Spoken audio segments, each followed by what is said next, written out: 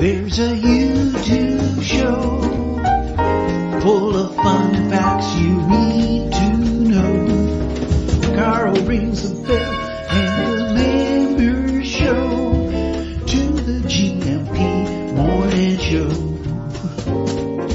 Featured guests will come and they will blow your mind. The audience will do so in kind. A little vanity mixed with some insanity on the morning show with GMP. Good morning, Portugal, and I'd like to welcome you to another fantastic day. Hey, you gumpers.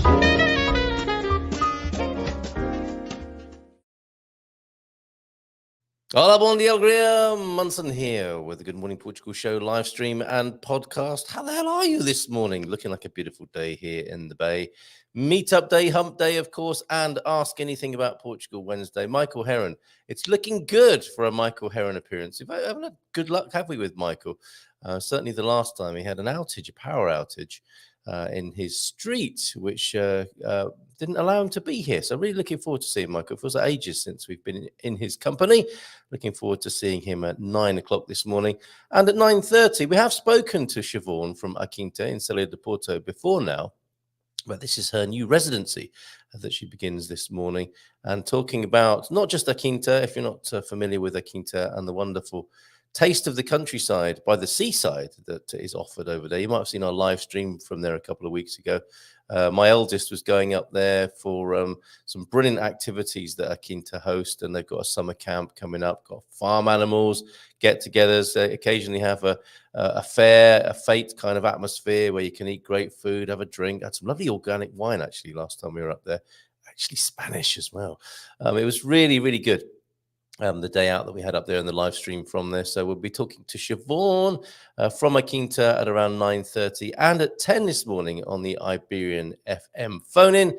We've got Andrew Bryant, who I only really know from Facebook and a few interactions there, which led us to, and when we were talking about triggering the other day, Andrew had some interesting things to say about that. And it turns out he works in that field of personal development and has done for about 25 years, I think he said. And he's going to be talking to us about self-leadership, sovereignty, and dealing with disagreement. So that's quite cool, isn't it, with the run-up to the coronation? Is the coronation this coming weekend, or is that Eurovision? I'm not sure. Both, on the face of it, seem interminable to me as a day's or evening's entertainment. But that's just a personal opinion. If that's your thing, then fair enough. You go for it and enjoy yourself. But it just seems quite appropriate to be talking about self-leadership, sovereignty, and dealing with disagreement, something in there for all monarchists and Republicans, I think, as well, at 10 o'clock when we talk to Andrew Bryant. It wasn't a meme this morning when we started the show. I don't know if you're joining the show when it kind of comes up on YouTube or Facebook and you're alerted to it, you'll probably miss the opening meme. I don't know if anyone gets to see that. Let me know, please, if you will, in the chat. When you watch the show, do you see it from the absolute beginning, and do you see the humorous meme that I endeavor to share with you? Or do you join a little bit after that, and is it the people who watch later that tend to see the opening meme? It's often something amusing or bitingly satirical, something along those lines. But this morning, it was of a serious nature. Tomorrow morning, on the Iberian FM slot, we are talking to this heartbroken mum. Now, I'm hoping by tomorrow she won't be heartbroken and everyone will be reunited, and that we won't have to do this. But as it turns out, we have a Portugal resident. We're alerted by or illuminated on what's going on behind the scenes here by the Portugal resident, whereby heartbroken mum Rebecca Jones, 35, has appealed to the people of Portugal to help bring her son home. He's with his father, who is 33-year-old Andrew Pearson. And Andrew is, I think he's needed back in the UK, basically. There's a community service order that he needs to serve until the end of the summer this year, or until August.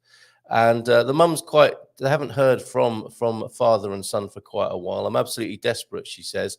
This is what she told the Portugal resident. We all are. I have his younger brother Matthew with me, and he is so confused. Since this happened, he feels abandoned by his dad, and he doesn't understand why he can't speak with his older brother. All we want is to have Jaden home for his birthday. So an appeal then to the people of Portugal to find Jaden Pearson and Father Andrew Pearson, and last spotted possibly in Alcobaça or Nazaré. So let's see if we can help. We'll find out more tomorrow from Rebecca and see what we can do to help in this instance here. So it wasn't a humorous meme; it was more of a cry for help, really, and an appeal. Can you help, Rebecca, and have the family reunited back in the UK? How are you doing this morning? The three wise men of the Gumpocalypse plus a grumper were in position early this morning. Thank you very much, Coach Turner. You really have put leg strength, and I'm back to my flabby buttocks as well as a result of your input this week. That sounds really awful.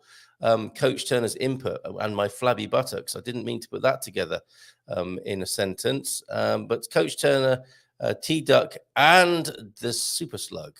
He is fast becoming a superhero. If you look at our YouTube channel, one of his superhero skills is being able to observe and then lean in with insight. I think that's true. He does it every Monday here. Darren's here.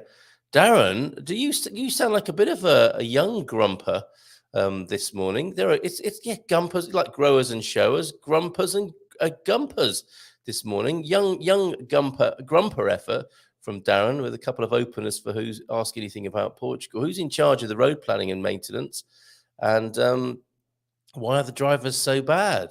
That's very judgmental, isn't it? And quite subjective, you might say. But we'll put that to Michael Heron and see what he says and how he responds at 9 o'clock. And others, of course, we will help each other out here this morning. It's not just down to Michael to answer all the questions like some sort of oracle. I'm sure others will certainly have something to say about that question. Why are the drivers so bad as well on Ask Anything About Portugal Wednesday? So a packed show lined up, and Astrid is with us in just a moment. Nice and early this morning. Give us a wave, Astrid, if you're ready to come on already and you'd like to talk to us. Yes, she is. So let's give her a nice big round of applause. And not in the car this morning. How are you doing, Astrid? Where are you? Down by the river? I'm at the beach. I thought I'd do a location shoot today. Have you? A location shoot down at the beach already, outside your trailer. How is the hospitality? Oh, it's all good. There's a lot of people out here doing their exercise. Let me just take you a little bit of a view. Brilliant. Which beach is this?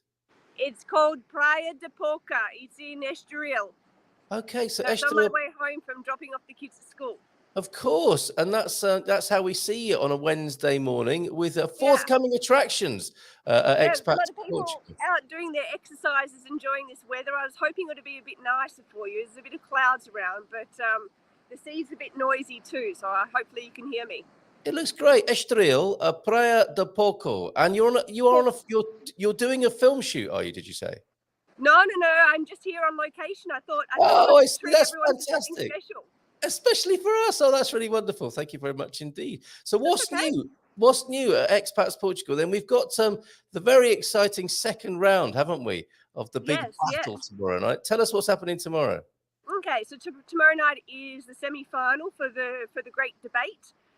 We've got Paul down the Algarve versus Jerry in central Portugal. So they're both going to have their gloves out, ready to battle to see which is the best place to live. So we need a big support. I know that there's a lot of people who join us who do love central Portugal, but it would be great to get some Algarvians there too to cheer on Paul too. So yes, it's going to be very, very interesting. We'll see how it goes. Superb. And yes, we are getting ready to rumble. You know, I've noticed Paul has been busy lobbying and canvassing for support on social media. Really? Yes, he's made a video as well. He's taking this very serious. Is that allowed in the rules to go to all this trouble? People take this very seriously, Carl. It's a big thing. Yes, well, I will have my white shirt and bicky bow on as referee tomorrow night. Can you say who you think might win this, or would that be a little bit off at this stage? Pardon? But who do you fancy for this for the winner of that particular round, or is it not for you to say on such matters? Considering I got booted out first round last week. I know what it's like to, Oh dear. or last month I should say. I know what it's like to come in the bottom. So I kind of have a soft spot for the Algarve. Yes. Simply because I know that Paul had troubles getting votes for the Algarve last time too. So Jerry definitely smashed it with Central Portugal, which is why Yes. we need some extra Algarvians on there to cheer Paul on. But who knows? Okay. We'll see. Let's see what kind of fight they put up. So you're with the underdog, it would seem. Always the underdog. That's yes. right. That's right. And yeah, but brilliant. it's the event's open to everybody. We will have, well, potentially the Express Portugal site could be down because we're bringing over some of the new designs. So if you register, you will get the Zoom link. So you'll go straight into the Zoom room. You won't need to watch it through the site. So if the site is down, or go there today if you want to get your link. Because the site could be down as we move over some of the new designs. Very exciting. This is the dark side of upgrading a website, isn't it? It's Yes. like, yay, let's upgrade the website. This is going to be fun, they said. But sometimes there's a few downside to the technicals. upside. So Yes. it's the world. But let's also mention, Carl, that on Saturday night we've got Hank and Connie's social too. So Saturday 9 o'clock Portugal time here. So Hank and Connie have been very, very fun with organising these social events. So it's a great networking opportunity to meet other people in the same situation where you are with your endeavour to move to Portugal or to find your new life here. And settle in and make new friends, absolutely. So Conch and Honey on Saturday evening. Find out more about that on the site, expatsportugal.com, notwithstanding any technical challenges there. And, of course, after the battle for the best region, here we are mingling with the Migration Dream Team. This has become really popular and a lot of fun on a Thursday evening from 9, hasn't it? Yes, it has been. I keep comparing it to like sitting around a dinner table having a conversation with all these experts. It's like you can ask anything and everything, and you've got someone there that specialises in so many different facets of your journey to moving to Portugal. So come and join the table, sit around. It is a premium member exclusive or a club plus member exclusive. So you do need to be a paid member. Otherwise, you can watch it and replay on our YouTube channel or the website afterwards. So if you are a paying member of ours, please join the dinner table and ask your questions. That's right. It's like the dress circle, isn't it, for the plus members? And then you've got the stalls where people are chucking popcorn over each other over on YouTube. Whichever version of that you prefer, sign up expatsportugal.com for that. Anything else in the pipeline that you want to share with us, or do you want to go and enjoy the beach now? No, I think that's it. I need to save some stuff for next week, Carl. Absolutely. We'll look forward to seeing you again then, perhaps from another super location. Thank you for taking us to a beach today. So this is. Can you see Cascais in the background? It looks absolutely beautiful. It looks like people are starting their day in the most fabulous way. That's Cascais. That's Cascais over there, and you are in Estoril at the Praia de Porto, or that's the Well Beach, isn't it? I think translated. Poço. P-O-C with a little tail on it. Of course, Praia de Porto would be a little beach, wouldn't it? So Praia de Porto is the Well Beach of Estoril. Well done. Yeah. Lunch, is it lunch at the casino in Estoril next? No, but that's where I park when I have to pick up my kids from school. So outside the casino, but I only go to dancing there sometimes, Carl. I don't go and gamble. Fair enough. Very good. Gamble responsibly, folks, if you do. Astrid, thank you so much for being with us and our chance to see that lovely beach. And we'll see you tomorrow night, and we'll see you again next week. Thank you. Bye. There she goes. Look it up. Praia de Porto there near Estoril. Have you seen the hotel and casino at Estoril? It is fantastic. Of course, the legendary place from which it's thought Ian Fleming took his inspiration for James Bond. Yes, here in Portugal. The talk has begun about driving in Portugal. You only have to mention it and people start talking about their views, sharing their opinions and views on driving here. I think somebody has mentioned my favourite, which is parking on roundabouts. A peculiarly Portuguese thing, I think. Or I'd certainly not experienced it anywhere else. Although didn't drive in India. I've driven in quite a lot of Europe. and America. Didn't see anyone parked on a roundabout in America. But you don't have many rotaries, do you? And roundabouts over there anyway. Buddy, how are you? Good to see you here. I did send you a message on the GMP VIP direct messaging system. Oh, yes, that's another perk of being over there. So how's it going, Buddy? I did send you a message. It'd be good to know. It was so gutting to hear of your setback just recently. Let us know how you're doing. Let's get into a Coach Turner and God Squad tip of the day now. And daughter-in-law's 40th today, so we're collecting the kids from school. When you have a big family, there's always something, isn't there, to celebrate, which is lovely. From school and babysitting until late, then off for a short road trip to West Wales via Somerset and Warwickshire. Lovely counties of the UK. Fantastic. God Squad tip of the day then. The 2 squat exercises. And I think these will be good for my buttocks. We've covered are great for strengthening. You need the context and the backstory there, really, don't you? Strengthening the quads. We now need to balance by working the hamstrings. Stand with feet a shoulder's width apart. Slightly bend your knees. Then when someone says bend your knees in an exercise context, do you hear in your mind bends your knees, which is a comedy sketch, I think, from the UK in the 70s. Anyway, I do. Slightly bends your knees, then keeping your back straight, fold at the hips. If you keep looking forward, it will help maintain a straight back. Don't look down. Move down. Isn't it funny when you get to an age where you exercise and you don't look down? Move down as far as is comfortable, then back up again. Reps 10 times or so. You can hold, the potato sacks. Get the potato sacks. You can hold some weights for added effect. But as always, start slowly and build up over several days. So leg strength, and may I make a request to help with the flabby buttocks as well, Coach Turner? Might we move into that? The what are they called? Gluteals, are they called? And I have shared this concern before, done very little about it.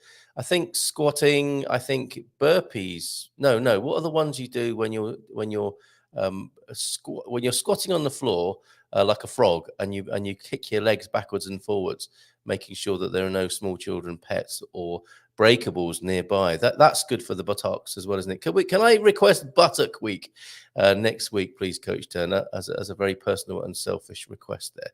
Fantastic stuff, though. So bending the knees and flexing and folding at the hips, the God Squad tip of the day today. Thank you very much, Coach Turner, for those. Superb.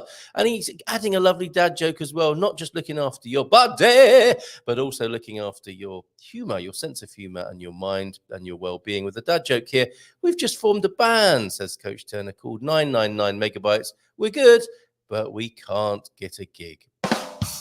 Oh dear. James, thank you very much for being here as well this morning with your Bom Dia Gampers. Feliz Catadores. Gig time fighter. How you doing, everybody? From James. Feel free to answer in Portuguese. Bom Dia Alegria Gampers from T-Duck. Meetup day today. See you there, mate. Deep thought. Oh, I think we'll be checking out a new shop in the Bay. The fantastic Baia Cultural Bar and Cafe Restaurant.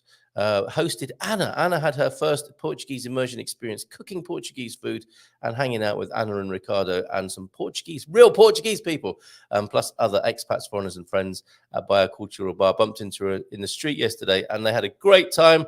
They have a little shop that's part of their enterprise, just over the concourse from where they are.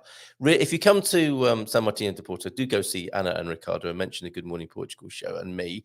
Do say hi from me and say I sent you. But they're extending their enterprise, so to speak. And who doesn't like to extend their enterprise first thing in the morning with a new shop that I believe sells herbs for the Americans, herbs for the British, and teas and so on, those sorts of dried goods. So we can go and check that out today, T-Duck. Let's go down there, maybe interview the new proprietor, who is also a Portuguese teacher. So looking forward to seeing you and going there, and others turning up for the meetup today in São Martinho de Porto between 1 and 3 at the Palmeira Cafe, overlooking the bay. Whenever you take a step forward, deep thought from Indira Gandhi via T-Duck this morning, you're bound to disturb something. Ain't that the truth? So whenever you take a step forward, you are bound to disturb something. It's what we do as human beings, and you cannot stay still in this existence, can you? You are bound to be disturbing things. If not others, then yourself which is no bad thing, is it? It's part of the dynamic of being an alive and vibrant human being, is it not? Portuguese saying of the day. Thank you, Indira Gandhi. Thank you, T-Duck. Portuguese saying then, Deus está sempre de lado dos mais fortes. God is always on the side of the strongest. There you go. Enjoyed my conversation of a religious and spiritual nature with you last night, John. Always good to chat. And the Quem sabia then. And let me just do that one more time. Deus está sempre de lado dos mais fortes. God is always on the side of the strongest. Makes a lot of sense on all sorts of levels. And of course, a big trigger word, the G word for some people. Substitute the deity of your choice and what makes you a great person. I'm gonna go with that this morning. If the G word triggers you, and I think that was part of our conversation last night, wasn't it, John? About religion. And we don't talk about religion very much, do we, on the Good Morning Portugal show? Maybe we can have that as an Iberian FM phone-in soon. Always good to excite people. But I mean, why not just, instead of getting your knickers in a twist about the word God, or being triggered or having bad memories habitually fired off with the words God or religion, how about that force or power, the everything that causes you to be the greatest person you are on every level? Would that be a useful definition? Who knows what I might have started with that. Quem sabia then? Lusitano, wasn't it? I love these these Portuguese factoids. They're all being banked over on the GMP VIP. Those of you who are GMP VIPs, are you finding the classroom, the resources useful over there? All of these end up over there as bite-sized chunks of information about Portugal, which you can throw in willy-nilly into conversations. It's like the Bluffer's Guide to Portugal. Lusitano was an ancient Iberian Roman province located where modern Portugal and a portion of Western Spain lie. I'll have a portion of Western Spain, please, and with piri-piri on it. It was named after Lusitani, or the Lusitanian people. Its capital was Emerita Augusta, and it's currently Merida in Spain, and it was initially part of the Roman Republic province of Hispania Ulterior before becoming a province of its own in the Roman Empire. I wonder if James Blick will be talking about this sort of thing when we speak to him on Friday. Spain revealed to Portugal via James Blick. He of Spain revealed, joining us on Friday at 10 o'clock. For a bit of Iberian FM action. And concluding then about Lusitania, Romans first came to the territory around mid-2nd century BC. A war with Lusitanian tribes followed. My goodness, what is it like when two tribes go to war and they are of a Lusitanian persuasion? Followed from 155 to 139 BC. In 27 BC, the province was created. I like it. The words Iberia and Lusitania, they are good, aren't they? They conjure up a great sense of, well, yes, warring tribes for one thing, but the ancient provinces and regions of this peninsula upon which we have our lives and love so much. Incredible. Thank you very much for that Lusitanian insight. Of course, we're Lusitania, Lusophonic, well, that's what we did yesterday, wasn't it? And that's all over there on the resources of gmpvip.com. Great stuff. Thank you very much. Let's treat you to one dad joke this morning. Oh, Mrs. M, with a cup of coffee already. Thank you so much. Please, Mrs. M, I can't handle any wordplay this morning. I've had an appendectomy. Where's the tumbleweed jingle? She's just walking out the room. I was looking slightly. to see if someone had actually written Mrs. M. Oh, I see. No, that was me just improvising there and bringing you a dad joke. Sorry. Okay, my wife. Oh, here we go. This could work. My wife bet me $1 I couldn't handle doing the laundry on my own. She's come back in for this one. Long story short, the washing machine is on fire, and not in a good way. And actually, I'm going to save the last one. We almost had something like that happen, didn't we? It wasn't on fire, but it smelled pretty bad. Oh, Tito, what have you done? She's telling me the washing machine still isn't fixed. Thank you very much, mate. I'll sort it. Put it on the list. Okay, as well as sorting out the studio computer. I'm in the mood to rejig this studio. It's a bit pokey. We need to spread out a bit here. There's barely enough room. And if Mrs. M has been busy at work in the early hours of the morning, I come in and there's bits of astrological chart and all sorts, tarot decks and all kinds here. Yes, I think a refit is, anyway, that's changed the subject, hasn't it, for me fixing the washing machine. Thank you very much, T-Duck. We'll come back to these and we'll try them out on Michael Heron, who, he's a bit like the people who don't like the taste of coriander. He's not keen on dad jokes, so it's really great to see his face when we try them out on him. Good morning, Grumpers. Has your demeanor and mood, your humor, not improved, Ancient Mariner? What's going on with you this morning? Bon dia, Gumpers. And Carl from a dry and lovely Belfast, 9 degrees. Looks like a blue sky day, but late. I'm flexing my gluteals. Is that a good way? I wonder. So late Thursday, a blue sky still late Thursday until next Tuesday, but wet rain, highs of 12. I think I messed it up, but rest assured, rain is heading towards Belfast sometime soon. Let's move on to this because I love this. 35 years ago today, in Belfast, Minister of Home Affairs and I started seeing each other. First date, Kathy was 16 and I was 17. Love can last. Oh!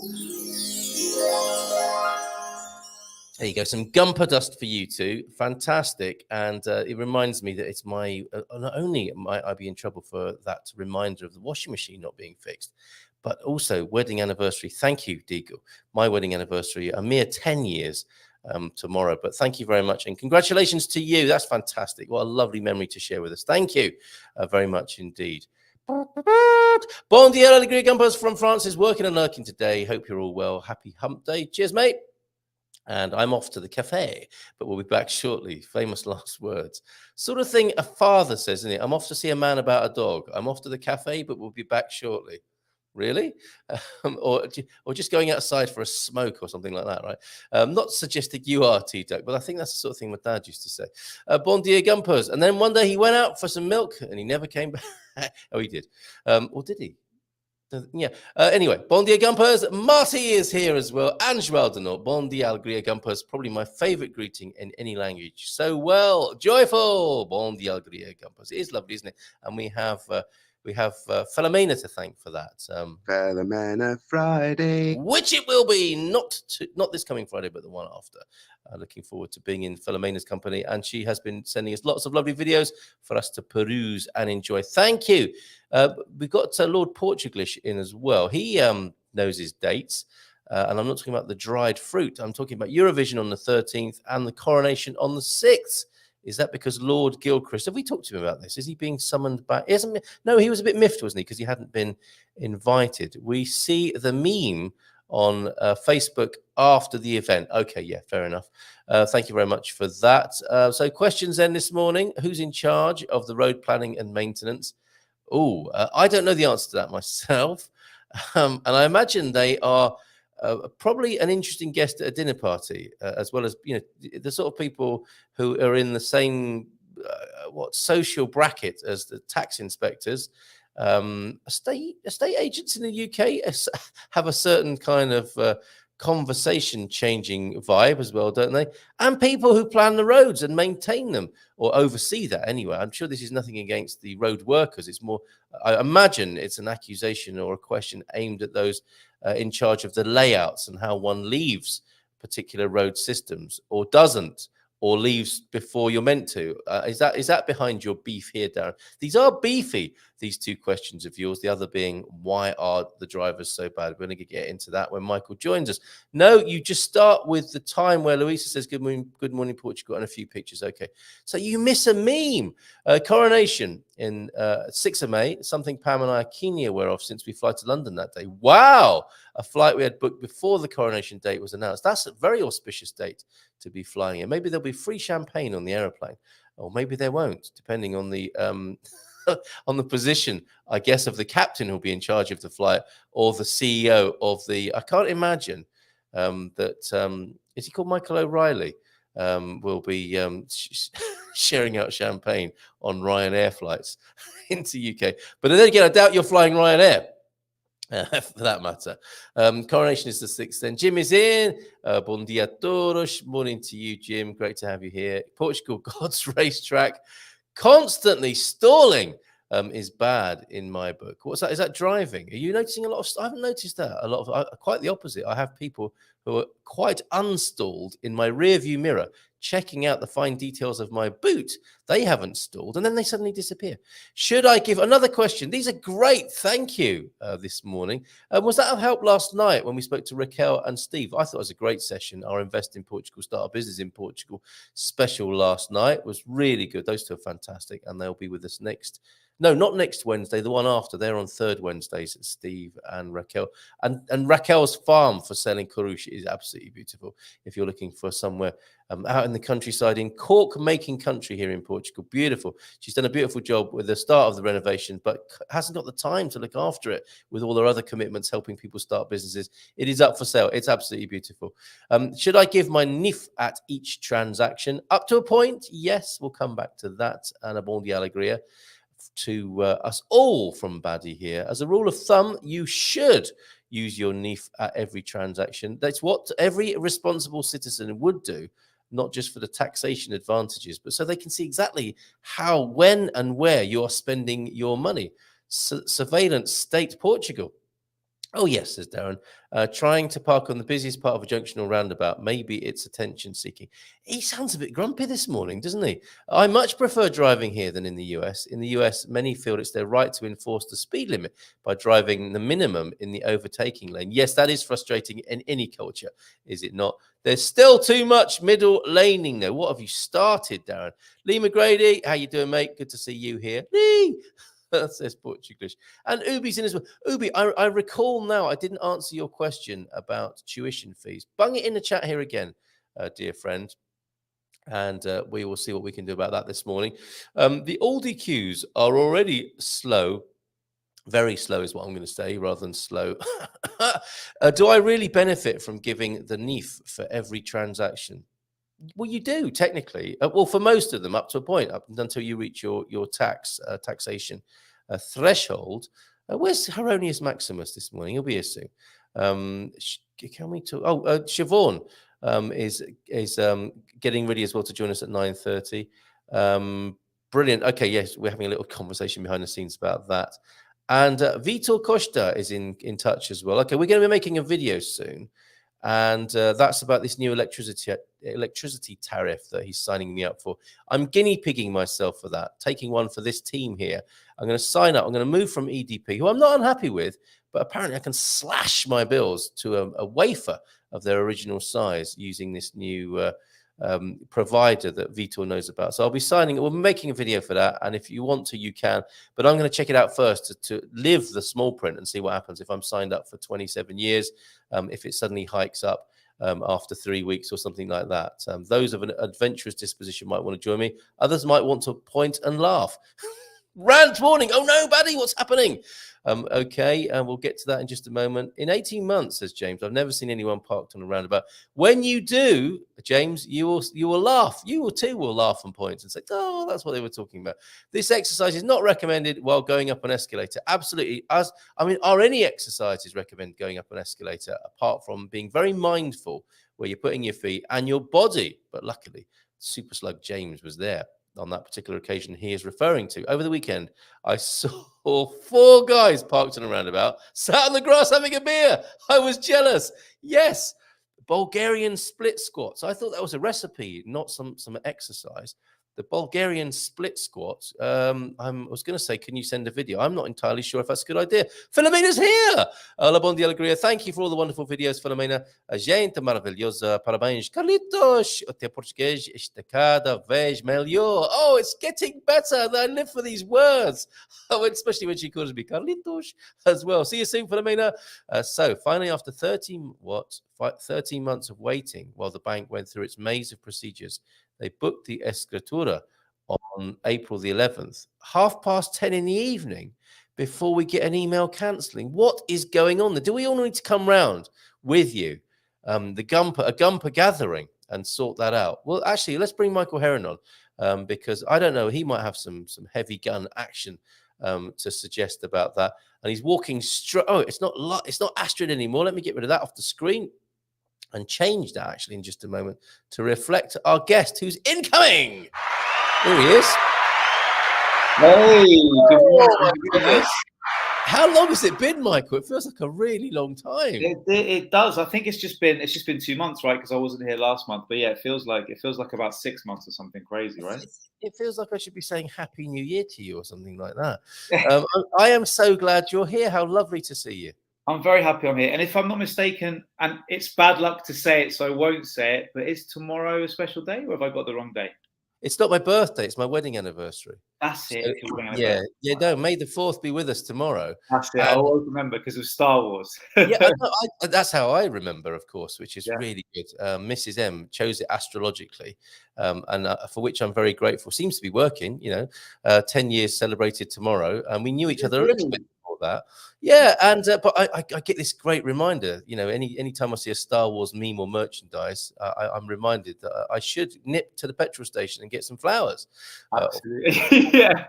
Or the forgot to get a card, which always women in the UK know when you haven't got the cost. Yes, that sort of thing. I was talking to someone about this the other day because like in other countries, they don't give someone a card, like if someone got their kitchen fitted or something, like whereas in the UK we get someone a card for everything. Yeah, that's right. That's how Clinton and other card shops are available, make their livings, isn't it? By encouraging us to exactly. Yes, well done on a successful lunch. Yeah, and when you go into a proper card shop, it's like £15 or something crazy like that. Obviously, most guys like you and I won't say it too loudly. We'll go to the local corner shop and just get a card with a monkey saying happy birthday or something. Or like kids, we're making a card today. Really? Oh yeah, that's always a good one. That was fantastic. Superb. Okay, Michael Heron is here. Lots of questions on Ask Anything About Portugal Wednesday for you, Michael. Fantastic. The NEEF numbers, driving. Wow. The early openers this morning from Darren. I feel like we haven't hung out and found out enough about each other.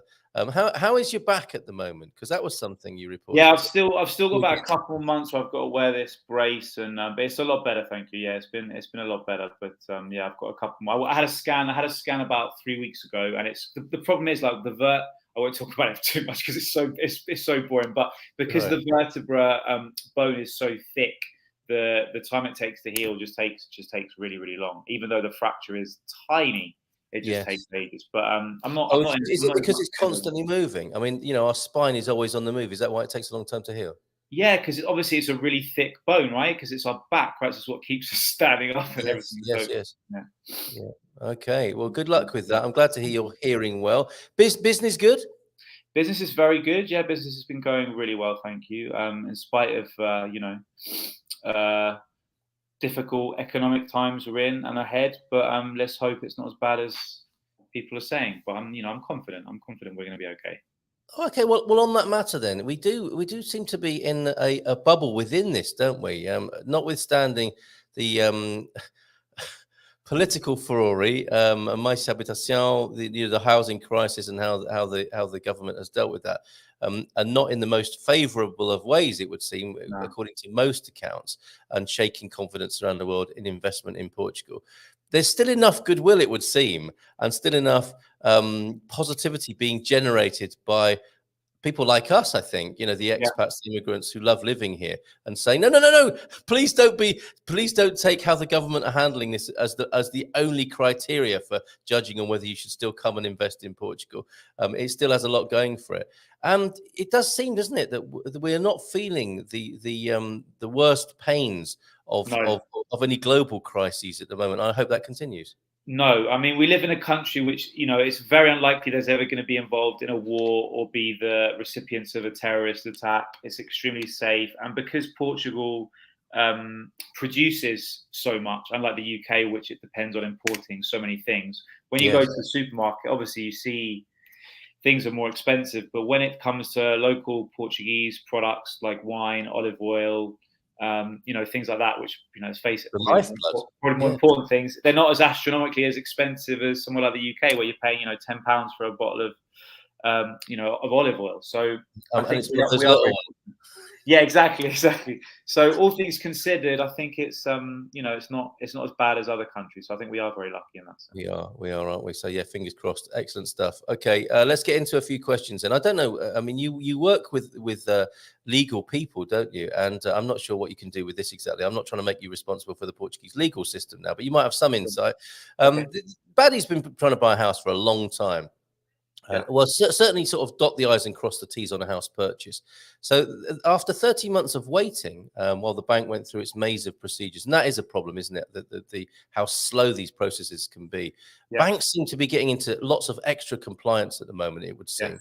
Yeah. And they booked the escritura on the 8th. This is a signing on the April the 11th at 10:30 in the evening. Was this?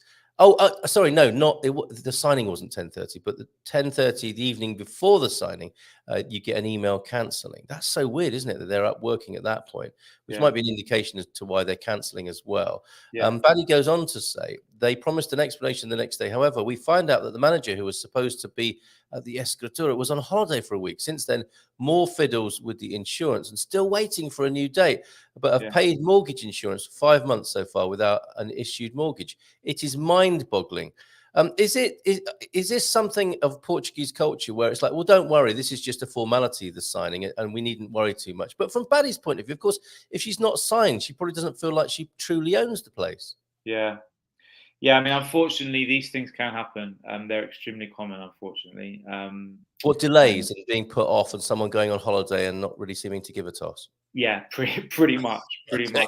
Yeah, yes. Unfortunately. I mean, I've bought property before, as you know, and it just depends on so many factors. So many factors. It could be just something as simple as someone going away on holiday. It could be that there's a chain involved in your purchase. So the person selling the property to you is also relying on selling something else or waiting to go through on a purchase of something else. So It just depends what the transaction is. There's just so many factors that could happen. But yeah, I mean, if I use the comparison, if it takes 15 minutes sometimes for you to sit down in a restaurant before someone comes and asks you what you want to order, then you can factor that into something else, which would normally take a couple of months somewhere else. Here, add that by a factor of 3 or 5 or 10. Right. Okay, that's a pretty good analogy, and we can. I mean, after all this time, we can understand your frustration, Baddie. If Baddie did want to, if we have not signed, we cannot do anything. Is what you're saying here now? If we have not signed, we cannot do anything. We don't own the house, cannot register a business, etc. So I completely understand that. If you can't prove ownership, that would stop you doing things. Is there a big gun available here, as it were, sort of bureaucratically, or in terms of the complaints book, the bar? Is it what is the legal society that one might complain to about the behaviour of solicitors and lawyers to get them to move, or is that not a good idea? The thing is that I'd need to know who it is that's holding up the process. What is it? Is it just an employee for the bank? Or is it the notary, or is it the lawyer? Like, who is it, and what is it, and what's the reason for it? And is it the real reason? Are they just using it as an excuse because of something else that is happening? Okay, all right. So you need to find out who is holding it up specifically, and then see which professional body they belong to. So that is a possibility. I mean, the complaints book is certainly a thing here in Portugal, and all businesses are subject to it, are they not? So there's that, as well as the professional society that person, or the ombudsman of that particular industry as well. I mean, I'd be surprised if it was if it's the bank or the mortgage broker, and they're the ones appearing to hold it up. Then my thoughts would be, well, they may not be telling the truth. There may be another reason for it, because think about it logically. Why would they hold it up? They're the ones waiting for their commission, right? Yes, well said. It is a bank procedure. It's an internal bank procedure, and the problem exists between not keyboard and chair, but between head office and manager. So that will be a banking complaint then. You might have done this already, Baddie, but you could ask for the complaints book of the bank. I'd maybe get a lawyer involved. To be like, look, lawyer up. Yeah, maybe. Okay, yeah. All right. I wouldn't be able to say much more without knowing more information, but you're welcome to get in touch with me, and maybe I can help. Okay, Baddie, that's a great offer. Thank you, Michael, for that. Driving. Darren is fairly new, and we can observe, I think, certain curves, can't we, in graphs with people entering the culture. You've been here a few years, so have I. Driving, I'm very used to the driving, and like João de Norte, I quite like the driving style of Portugal. Why are the drivers so bad? It's simply how Darren is putting it. Wow. Yeah. Now, how long have you got, Darren, my friend? Oh, so what is your view on this then, Michael? Oh, mate, I could talk about this for a long time. Oh, go on. So there's Darren. Well, there's the politically correct and there's the politically incorrect answer to this. What should we do? Which way should we take this morning? How are you feeling this morning? I mean, you're just going to go and leave me with it. So you could go for the politically incorrect version, couldn't you? Yeah, we could just do that. So, well, obviously, Darren, it's cultural, and it's not. You can't use the lazy description of it as being a Southern Mediterranean thing because, for example, our lovely neighbours in Spain don't drive in the same unique style as the Portuguese, shall we say. And I notice it because the second I drive over the border, you immediately see the difference. Right, okay. And I was speaking to a taxi driver about this, and this guy said to me that years ago, it was never like that. You know, you'd be driving along and someone needed to get into the queue before you'd be like, "Sfaz favor, sfaz favor, sfaz favor." Apparently, it was never like this before. So there's clearly been a moment when it changed. But I would say that probably it coincides with. Actually, no, I'm not going to say that, but I will say why I think it is. I think the Portuguese are extremely polite and controlled and passive aggressive. So they need a point in their day to release all that frustration and pent up anger, and they do it driving. So it's a little bit like, do you remember that cartoon, Darren, Pluto, where he's this lovely character, but as soon as you get behind the wheel of a car, he turns into a nightmare. That's basically it. I've heard this. I've heard that direct comparison, and I've heard Portuguese people saying it as well. Okay, this is the outlet, the pressure valve, isn't it? And I guess any culture. And all cultures have their ways of being, don't they? And we can talk about it in terms of light and shadow side, can't we? The shadow side, I suppose, of the cultural national personality may find its expression behind the steering wheel. And you could also use it as a bit of a barometer, couldn't you? You know, in difficult times, maybe people are even more culturally different, to use the extremely politically correct way of putting it. Absolutely. And the worst thing is when you arrive as a foreigner, well, not just a foreigner, but as someone who's not been used to that environment, in order to survive, you adapt, right? So you end up driving in the same way. And it's also important in terms of keeping your sanity, because if I was to get stressed every time someone didn't give way when they were meant to, especially on a roundabout, which is the most infuriating one when you arrive, because you realize the rule is, unofficial is, whoever gets onto the roundabout first has right of way. So you kind of have to arrive at the roundabout expecting someone to just be, in your line of sight, driving, where you're about to get into. That's a good point. That is a good point, isn't it? Because there's the video, isn't there? I think that was shared by the ACP and the GNR about how to use a roundabout. Then when you use a roundabout, no one uses it like the official version, do they? You make a good point there about first on has right of way. First on, and the indicators, right? I mean, I asked a Portuguese friend of mine about this recently. I said, like, why don't you guys use your indicators? He says, well, because I don't want anyone to know where I'm going. I was like, wow, unbelievable. So yeah, Darren, my friend, basically like just accept that that's just the way they roll, and yes, that's what you can do. Oh, excellent stuff, really good. Because and I think as well, there's an aspect of this, an extension of who arrives first has right of way. There's a T junction in São Martinho de Porto where I'm expecting to give way to the right, but I'm arriving on the bigger road, and it would appear that if you live here, everyone knows that you're allowed to just drive straight onto the T junction without even looking, because you're on the bigger of the two roads. And that's the caveat I would, or the warning, or the safety announcement I would offer, is that don't assume anything. Don't knowing the code is not going to help you necessarily.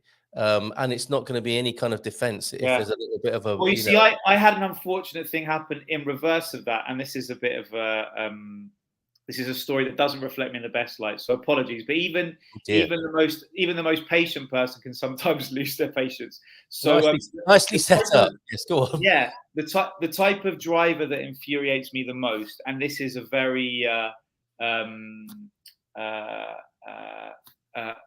biased thing I'm going to say, but I've seen it so many times I think I can say it with a lot of confidence. There'll be your typical middle-aged Portuguese man that think they own the road and that they are like the gatekeepers of the road. So if you do something that they don't like, they will go out of their way to tell you, right? And I remember, I won't name the school, but driving out of my son's school one morning, there is, let's just say, an understood thing amongst parents that the no turn left out of the school, everyone just ignores it because otherwise you have to go a huge way around. But when there's traffic in the morning, it can be a bit of an issue sometimes. So I just sort of come out of school and I'm waiting to turn left.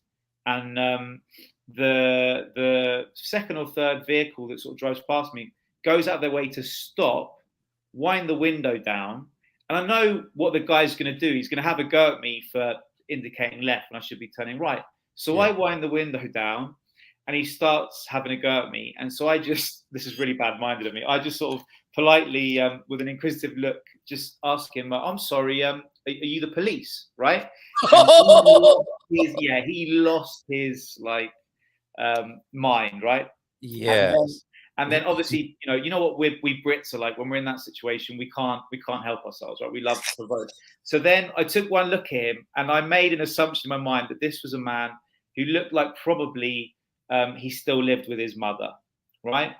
Was a bit of a mother's boy. So then I said, "Oh no, mate, what's happened this morning? Did your mum forget to iron your favourite shirt?" Right? Oh no. Yeah. And then basically, as I drove off, I realised he was driving the school bus. So then I realised, wow, if he remembers me, my son's never going to be able to use that service ever again. So the lesson learned there is be careful not to lose your temper, because it's never a good idea anyway. In the neighbourhood, yeah. Oh my goodness, did you do all of that in Portuguese as well? Yeah. Did you? Yeah. Kudos for you for having a road rage incident actually in Portuguese. Yeah. And I enjoyed it. I'm not going to lie. It was the most satisfying thing. Like all my passive aggression, I got it out on that person. So you understand. The pressure valve situation. James is not happy about this. Look, yikes! An automobile is a very dangerous pressure valve. Well, it is, isn't it? And let's say also another sort of public safety announcement. These are not the safest roads in Europe. And this might be part of it. No. That's part of it, Darren. It is a dangerous pressure valve. Yeah, and you just got to kind of block it out. So if people are driving badly or honking you, or right up your backside, that happens. You're not keeping distance. You just got to block it out sometimes, and just accept that it's going to happen. And you're just going to have to be more careful than other drivers, because they won't be, and just don't expect someone just not to just come driving out in front of you. Seriously. Well, there you go. And that's how it extends into the whole cultural adjustment of Portugal. Let go of your expectations. Let go of the highway code.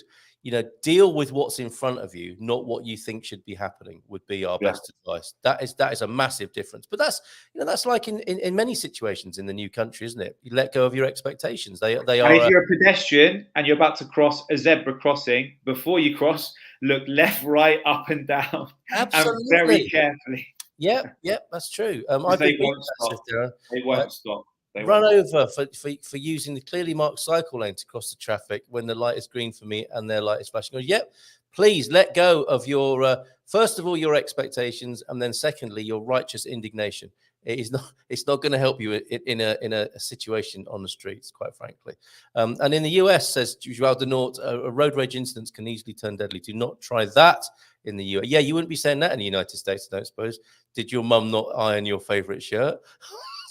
Yeah, I mean, let's not repeat that one, but thanks for that. Okay, all right, let's forget that. But a very amusing insight. Thank you very much. We've only got about 5 or 10 minutes to go. Siobhan is joining us at past. But there was this question about NIFs as well. Okay. Whether to NIF or not to NIF. Darren wants to know, as a newbie in the culture, does he need to give his? I mean, he says the queues are long enough in Aldi already without everyone giving out their 9 numbers each time. Do you have to do it? Should you do it? How often should you do it, Michael? Yeah, I mean, there's 2 ways of looking at it. The reason that a lot of people give it is because so obviously this is something that's unique to a lot of countries like Portugal, which people aren't used to in the UK, that in Portugal, even if you don't, so everyone has to do a tax declaration every year. Yeah. And basically your NIF, whenever you give your NIF to pay for something, and there are obviously some things you have to, but most things you don't, it gets logged on the Portal das Finanças automatically. So some people do it as a way of tracking their expenditure. It's extremely useful. Other people do it out of habit or because you never know. Some things can be deducted, so it can actually help your tax rebate at the end of the tax year. And there's also another reason that people do it, and not many people know about this, but apparently, and I'm yet to have this confirmed, but I've heard this from a number of Portuguese people, that the Portuguese government will issue a new car to a random NIF number every single month. Yeah, that's to encourage people, isn't it, to give their NIF every occasion.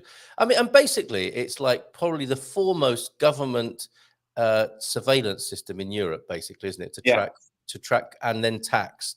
And to take what is due to the government. I mean, it's outstanding as a technological and governmental feat. And of course, you will see the old guy, maybe the same one who was driving behind you very closely in the supermarket car park, when he is asked for his contribuent in Aldi, just shaking his head. A lot of the oldies just don't want to deal with that level of interference in their lives.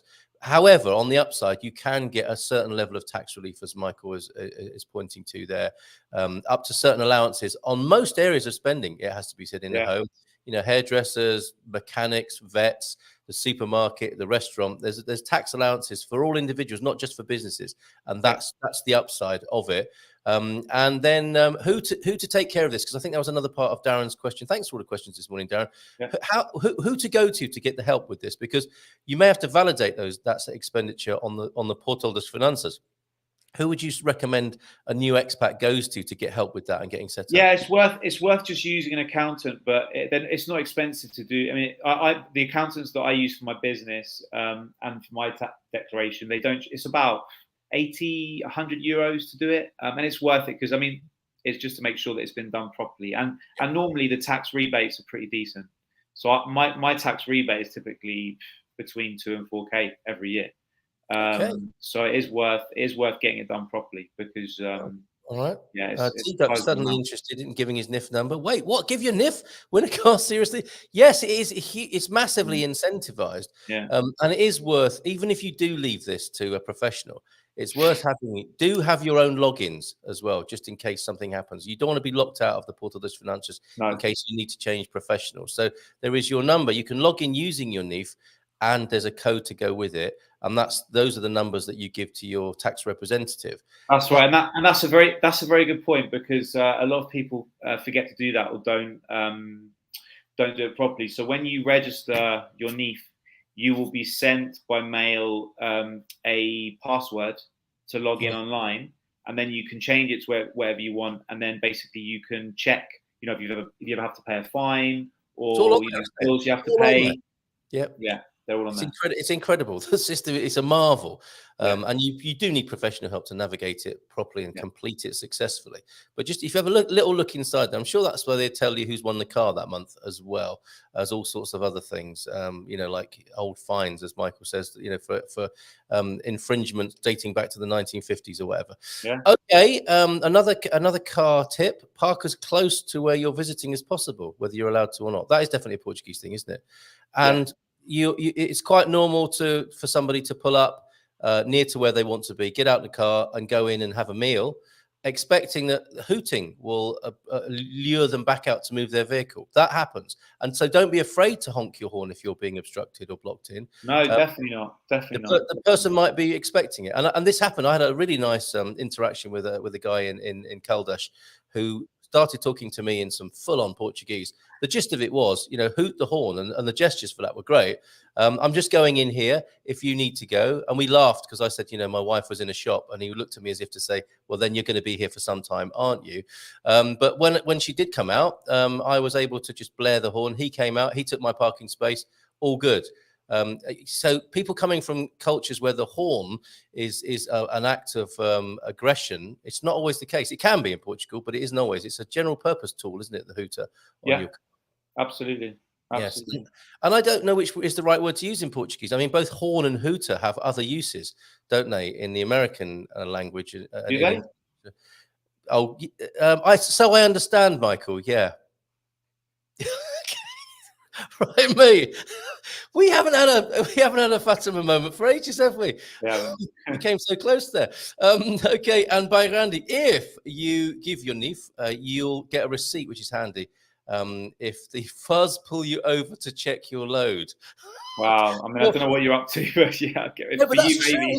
If you drive a white van, that may well happen to you a lot. White vans, if you're going to be buying a white van that looks like a commercial vehicle, may make you prone to roadside stops. I don't think the police need cause to stop you, or they'll quickly make one up anyway. And having a receipt is a good idea for maybe everything that you're carrying at the time. So yeah, that is a good thought, and technically true by Randy as well. Final thought then before we see you off into your day, Michael, down there. We spoke to Astrid in Estoril, who was at the Praia do Poço this morning, which is not a million miles away from music. I have a Portuguese friend who refers to the Amoreiras Mall over the Colombo Mall because it's easier to park illegally. Yes, there you go. A truly Portuguese consideration there. Michael, final word from you. Thank you for your help on those legal matters and on the NIF there. Is there anything you'd like to share with us before you go? Not really. Just great to see you all. It's been a while, and hope the next month goes quickly. So I can't wait to come back. It's been great to see you back, Kiki. I'd love to introduce you to our next guest because Siobhan at Quinta in Salir de Porto puts on some great stuff for kids. So hang around for just a couple more minutes, if you will. Let's give her a nice big round of applause. Siobhan, look at you. Good morning to you. It looks like a very nice morning in Salir de Porto. Yeah, it is. It is. How are you? I suddenly feel very relaxed seeing you there. Are you on the Quinta, or are you in town at the moment? You're at the local cafe, I think. I am. I'm at the local cafe. I thought I would take you on a tour this morning. No, I'm dying for a coffee. So. Oh, okay. And I do have very good coffee at the Quinta, but I was feeling lazy, so I came down here. It just sounds beautiful. I can hear the birds sing. I just wanted to introduce you to Michael. He's a veteran of the Good Morning Portugal show. Hi, has 2 kids. Hey, Michael. You too. I'd love for him to come and visit us in São Martinho de Porto with the kids. And they can also come and visit a Quinta, can't they? You've got some summer activities, a summer camp. What sort of things can parents take advantage of at a Quinta? Well, I think I have to rectify something first. Quinta is not only for kids. It's not made for kids. It's for everybody. So we have all kinds of events. May 18th, we have hosts that come in and we'll be hosting a movement and sound and lunch. Then on Mondays, we have yoga, Tai Chi. And then over the summer, we have events which are like meetups, get together with adults, and beach cleanings, like family things. And then as well, we run summer camps for children. Yes. So it's really a place, there's always something for everybody. Yeah. And yeah.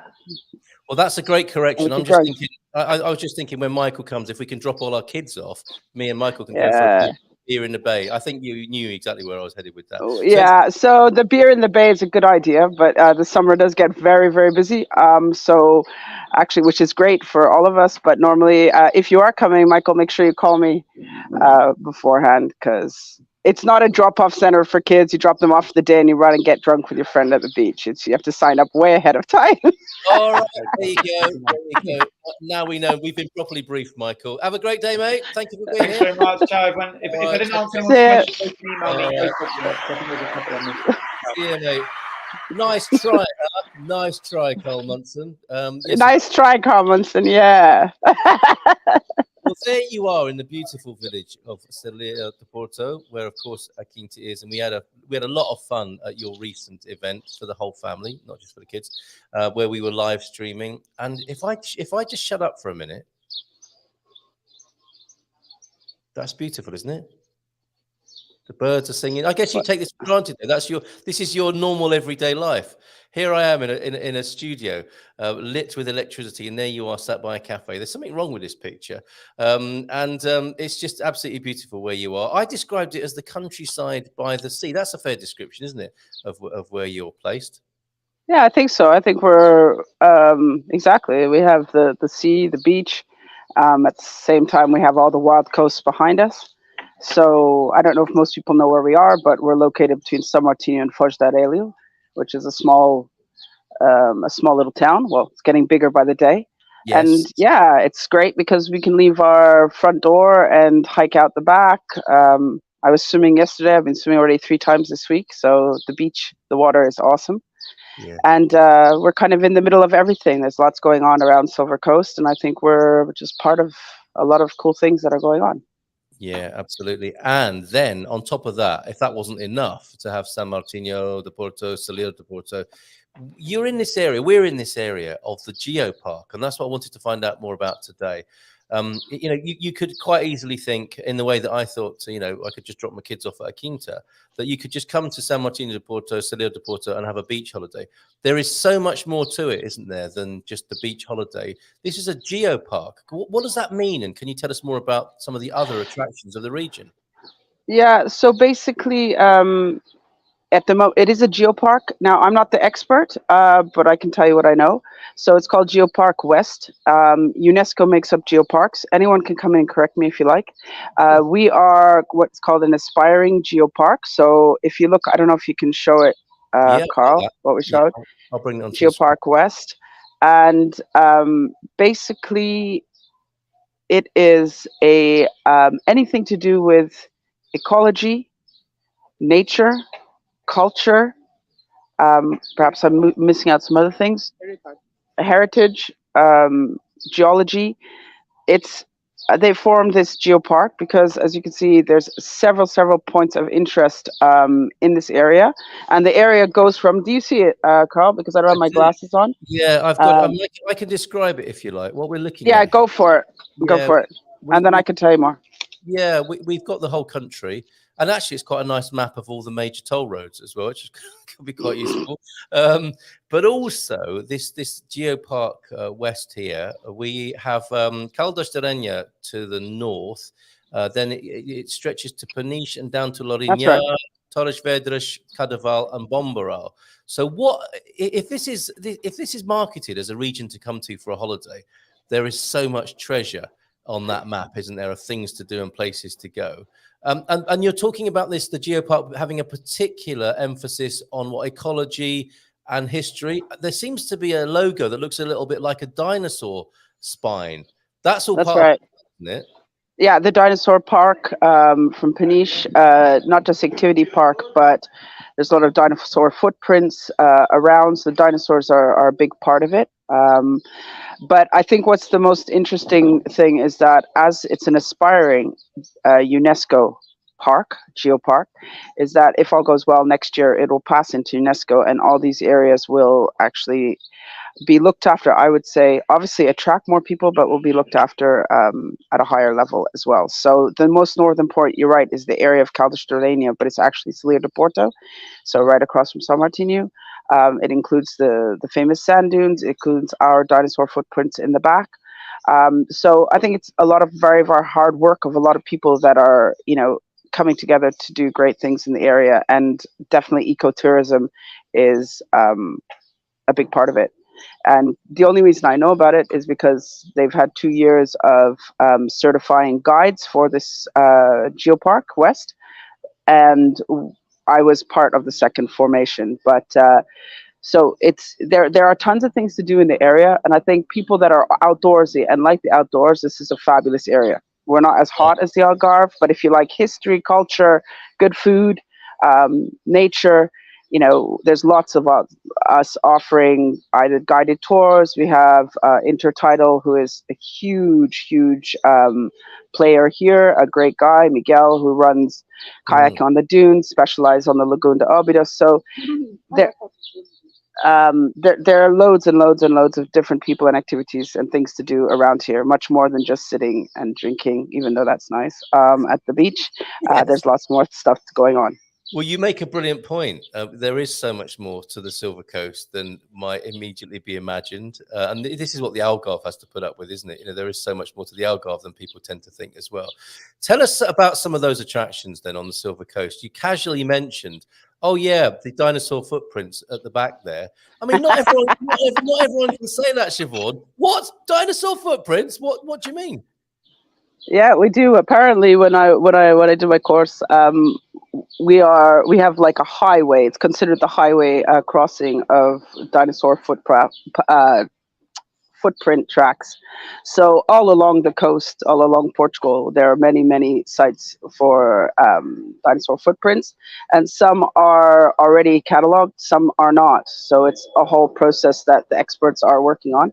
And yes, here in the back of Salir de Porto, we don't tell everybody because I would say the problem with it is that it's not the easiest access. So it's not somewhere you would just want to say go for a walk in your slippery tennis shoes, white tennis shoes. It may not be the best place, but it is accessible, and there are people around that are guiding people, whether it be us or our specialist. I'd say Miguel from Intertidal is definitely the best, taking people out there, and you can find out a whole bunch more about them when you go. So we do take the kids that participate in our Quinta Quinta program. They often get a visit because kids they love that, but it is also something really interesting to do. So superb. So where else are we going on this tour then? You mentioned Miguel. We can kayak around the Orbidosh Lagoon. What are some of the other attractions of this aspiring geopark? That is. We should hasten to add that is what they're calling it. It's an aspiring geopark. I guess it's working towards UNESCO recognition, but it is. I mean, it thoroughly deserves to be a geopark. Where else? What else can we look at? So you have Val de Macera, Cruzeiro de Lourinhã, Baleal, Praia de Areia, Caldas, the thermal baths as well. In Foz, so you have obviously the lagoon, but you also have Foz, and they have Portugal's largest shell museum, which is really amazing. I don't know if you've been there. It's actually a tiny place, but it's an incredible place. Hold on a minute. You tell me there's a shell museum in Foz? There is, yeah, right on the bit. I've been there so many times. I had no idea. This is it's a very Portuguese predicament, isn't it? You kind of have to be going there for years before they reveal it to you, perhaps. No, not at all. It opened last year. Okay. It was a big work of everyone around Foz, around Foz and the lagoon, and I think it opened last year after COVID. So it is, a really small little place, but you have to ask. They also have a cultural and tourism center there. That there's a lot of really interesting things going on there as well. So that's here, I'd say. Salir, we have the dunes, the chapel, the famous chapel of Salir, Caldas, the thermals. Then we go down to Baleal, Peniche, Lourinhã, or Lourinhã, I should say. So there's many things. There's also the ice factory in Montechique. What? And yeah. Okay, tell us about that. So I don't want to tell you too much, otherwise I'll give all the secrets away. But no, I'm just kidding. There's Montechique, and I didn't know this, I'll be honest, before I did the course. Yeah. Montechique is Portugal had an ice factory, and this is, when was it built? Maybe the 1800s. Okay, 1800s. Yeah, 1900.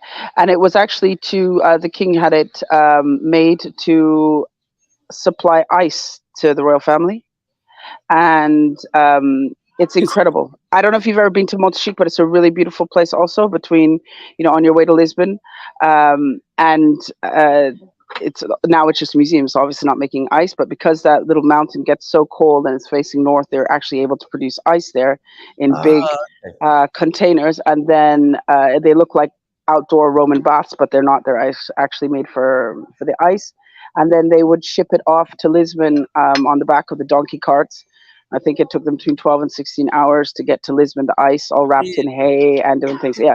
So there's a lot of really, really interesting historical areas. There's also some of the wineries as well that are listed in it. So there's a whole bunch of things to explore, and there's more and more guides. So I think they've trained about, so far, I think there's probably 30 guides. I'd have to clarify, and it is a Portuguese course completely that we've taken, but obviously there are a lot of people involved that speak several languages. So if you wanted to get a guided course somewhere, it's normally the guide actually works from their area. So I would, for instance, guide in Salir or in this area because it's where we're most comfortable with, and obviously the other guides are all local guides and are guiding in areas that they really know what they're talking about.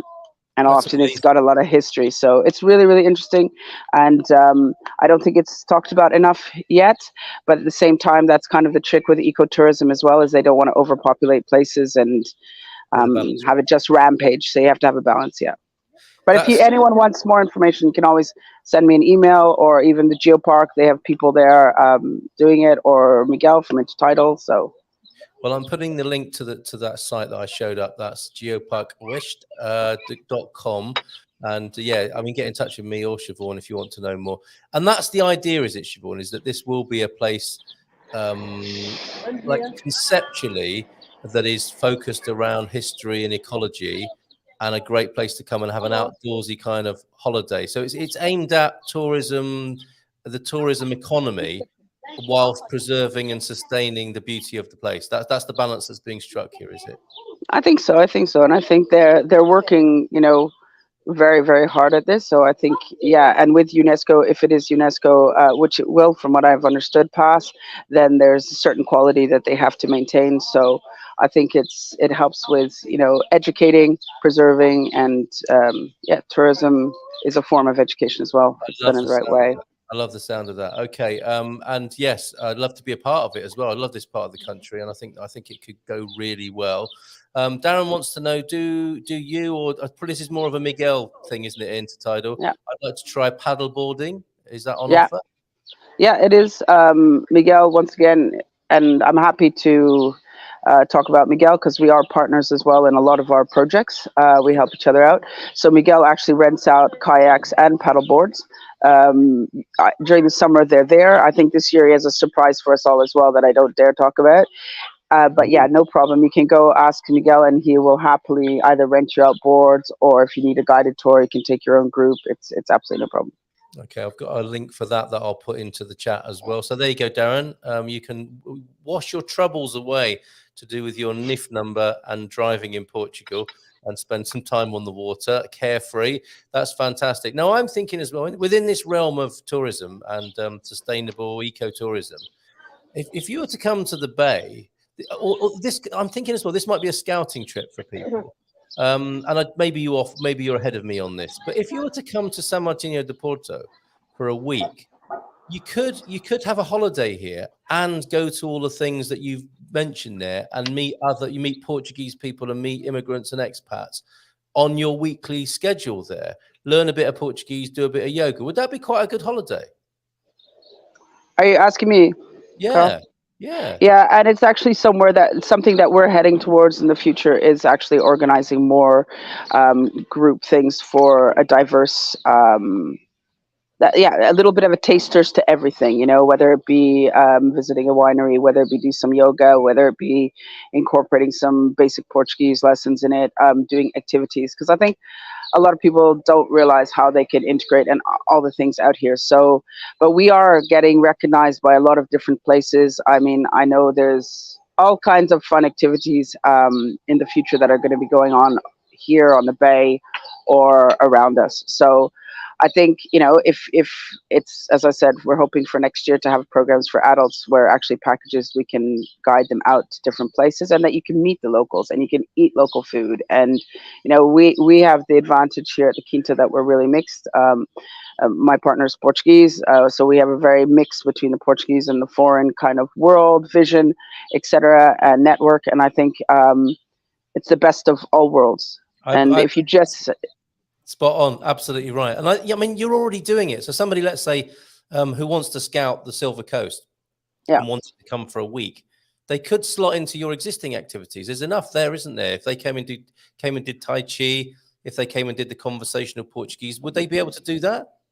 Yeah, they can, and we do have people that come by and do that. And then we also do more like, if somebody asks us, well, can you organize something? We can. We have the means to do it. And if we're not doing it ourselves because we're really into partnering with other people, if you don't do it at the Quinta, then we'll recommend that you do some part with Miguel, and then we can recommend, taking you to a nice winery. So it's a lot of like custom-made packages for people, and through the association, we're very happy to share our knowledge and what we know, and send people to good places, because there are tons around. And we all just help each other out so that everyone has a great experience here. But we have a fine example is that you do get people that come here and say there's nothing to do. I can't believe anyone would say that. Yeah, but there is loads to do, but you have to, research it. I mean, we had friends the other day, the nephews come down, they go for a day, take a surfing lesson at Belial, then they go for a lunch somewhere else there, then they go. So really, a 1 week or 2 weeks, you can fill up your schedule with no problems.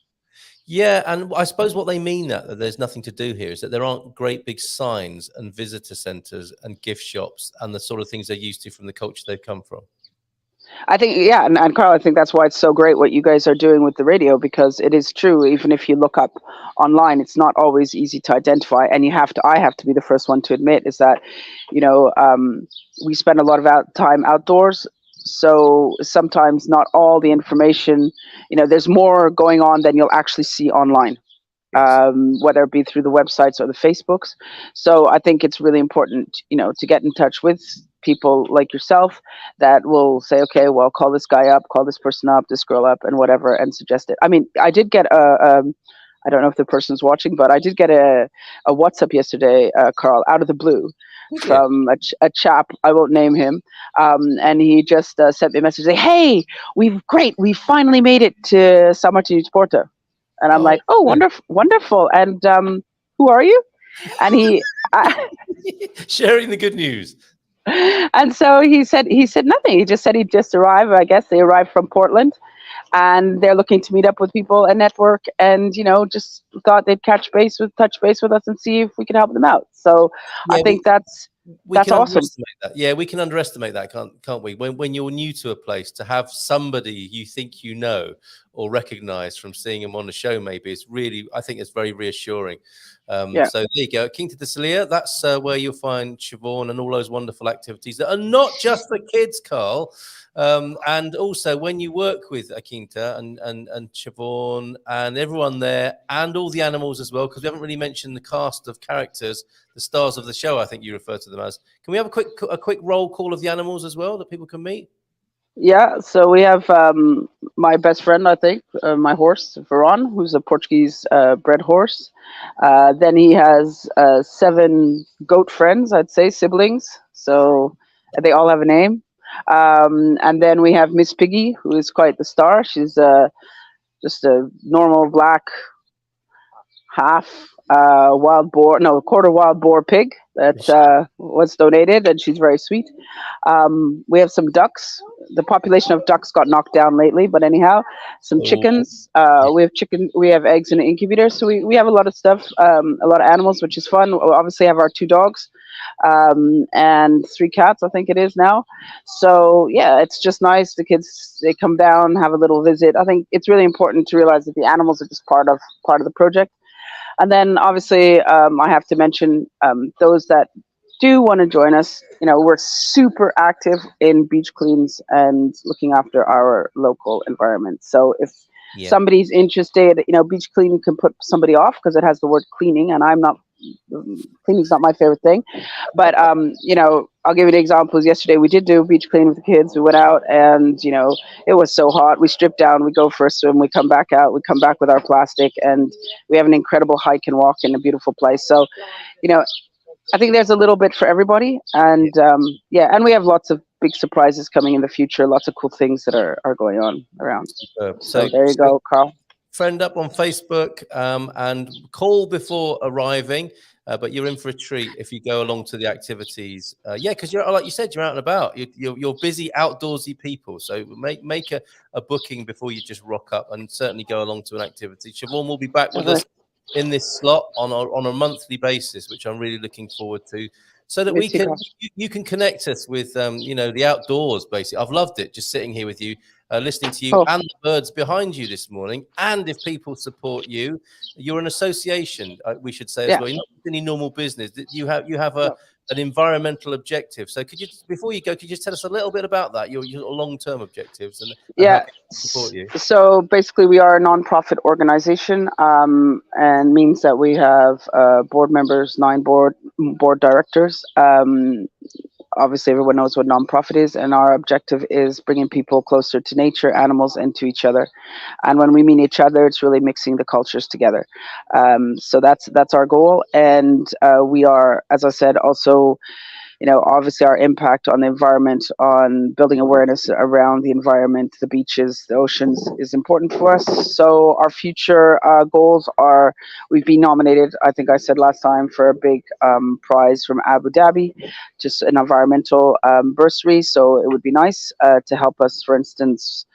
There's always things you can, at the moment we have a diesel truck. Obviously that's not the best for an environment, an association. Maybe we'll switch that to something more sustainable in the future. And also we will be joining, we've been welcomed to join a European program, which will allow people that can't afford, children that can't afford, and teenagers to do our kind of camps and programs to be financed. So this is our future, and we're growing slowly, surely, and we just stick to what we believe in, and that's amazing. That's amazing. All right. Well, thank you so much for being with us this morning. First of thank you, Carl. To connect us to the countryside, the seaside, and the aspiring eco park, geopark, I beg your pardon, that this whole region is. Great to talk to you. What is the breakfast in Salir de Porto? Is that a café con churrinho, pastel de nata? What is the breakfast of champions? I haven't had it yet. Can you see it? I'm having a little croissant, really nice, here at Central Cafe. I've noticed you eyeing it up. I was wondering what's in the corner of the shot here. It's not just that. It's not just that. I have my aunt that just arrived, my cousin, my partner's next to me, and all the local village. I always say hi, so they keep walking by, and I'm trying to say hi politely without looking like a goofball on the radio. Yes. Do you mind? I'm trying to do a live stream here. No, I totally understand, and thank you very much for being with us. We'll let you go to the family. Cheers, Siobhan. Thanks. Bye for now. Thanks. Check out. See you. Have a great day. Bye-bye. Thanks. Bye. Right, before we welcome Andrew Bryant onto the screen with us, a couple more minutes yet. By my reckoning, it's a couple of minutes before 10. We'll go to the Iberian FM phone-in, and we'll talk to Andrew about self-leadership, about sovereignty, and also dealing with disagreement. Not that we have that much of that here on the Good Morning Portugal show. It does occur occasionally, and I think people are pretty good-humoured about it. It might be a skill set development for more the outside world than the gumperdom right here. But there we go. Self-leadership, sovereignty, and dealing with disagreement coming up in a few minutes with Andrew. Just want to resolve a few comments that have come in that I've missed this morning and share some of those links. We'll remind you it's Intertidal that we had Siobhan talking about, where you can hang out with Miguel. We did interview him a long time ago. I think he was the recommendation of Nuno Mendes, and he does some amazing things around the Óbidos Lagoon. I was trying to call it the Foz Lagoon there, but the Foz del Elio and the Óbidos Lagoon. Quack that like button, says T-Duck. Let's see what we might have missed here. And there will be things we've missed this morning. There's a lot of good stuff, which prompts me to plan, I think, a more in-depth session about the Portal das Finanças, how to get in, what to do in there. That's going to be a riveting session. No, seriously, it is going to be, there'll be pretty heavy duty, but very useful, of course. It's something like T-Duck says here, when I log into the Finanças portal, my eyes glaze over and I log out.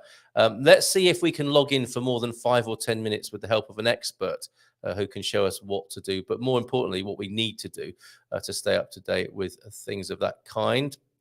Thanks for all your comments earlier on about Portuguese driving style. That's how I'm going to refer to it. Honk that like button, says T Duck. And good luck, Buddy, with your situation that you. Oh, I didn't share the dad jokes, did I? With Michael Heron, to see the look on his face. He kind of threw me towards the end of that chat that we had, talking about horns and hooters earlier on. And we missed this question from you. I don't know if Andrew Bryant can help with this. How do I reduce my beer intake? Fairly straightforward answer to that. It's probably dealing with the motivation to drink beer that's the issue there, rather than the physical movement of beer to mouth that we're talking about there. Thank you, everybody, for your wonderful comments this morning thus far. But don't go anywhere. We're going to the Iberian FM phone-in now, where we'll welcome Andrew Bryant. So let's play the music, shall we? And be back after this.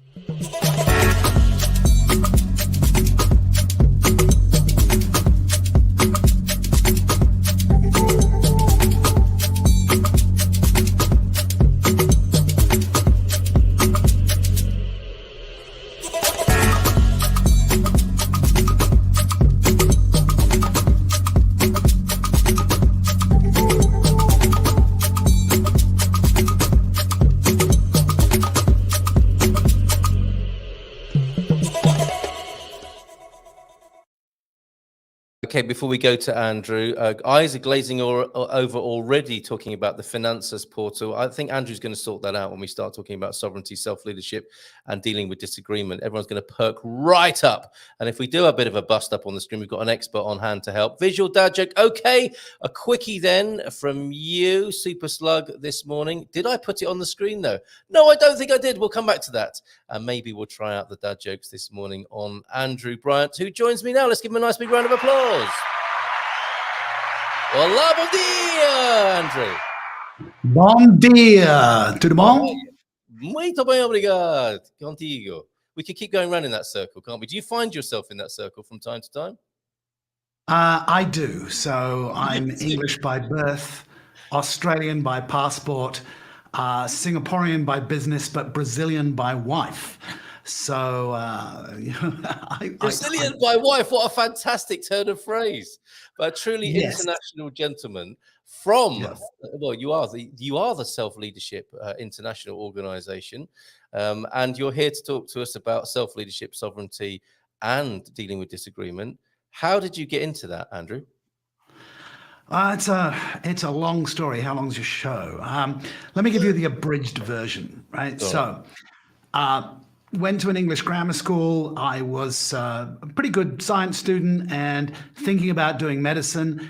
And then they merged my boys' grammar school with the girls' high school just before my A-levels.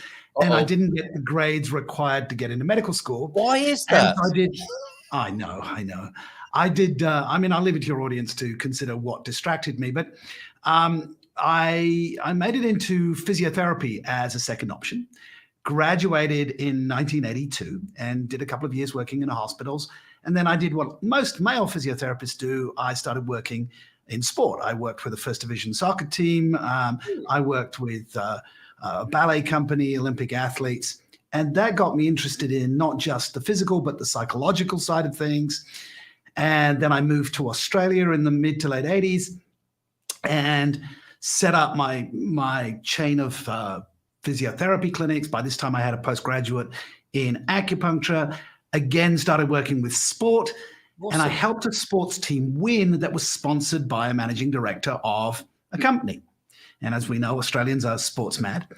And he said, look, you helped my sports team win. Now come work with my management team because they suck. And what a brilliant offer, though. And good thinking on his part, right? That the skills might be transferable. Yeah, I mean, this is so interesting because in the 80s was before positive psychology was invented or at least named, and it's before sports psychology became a field of expertise.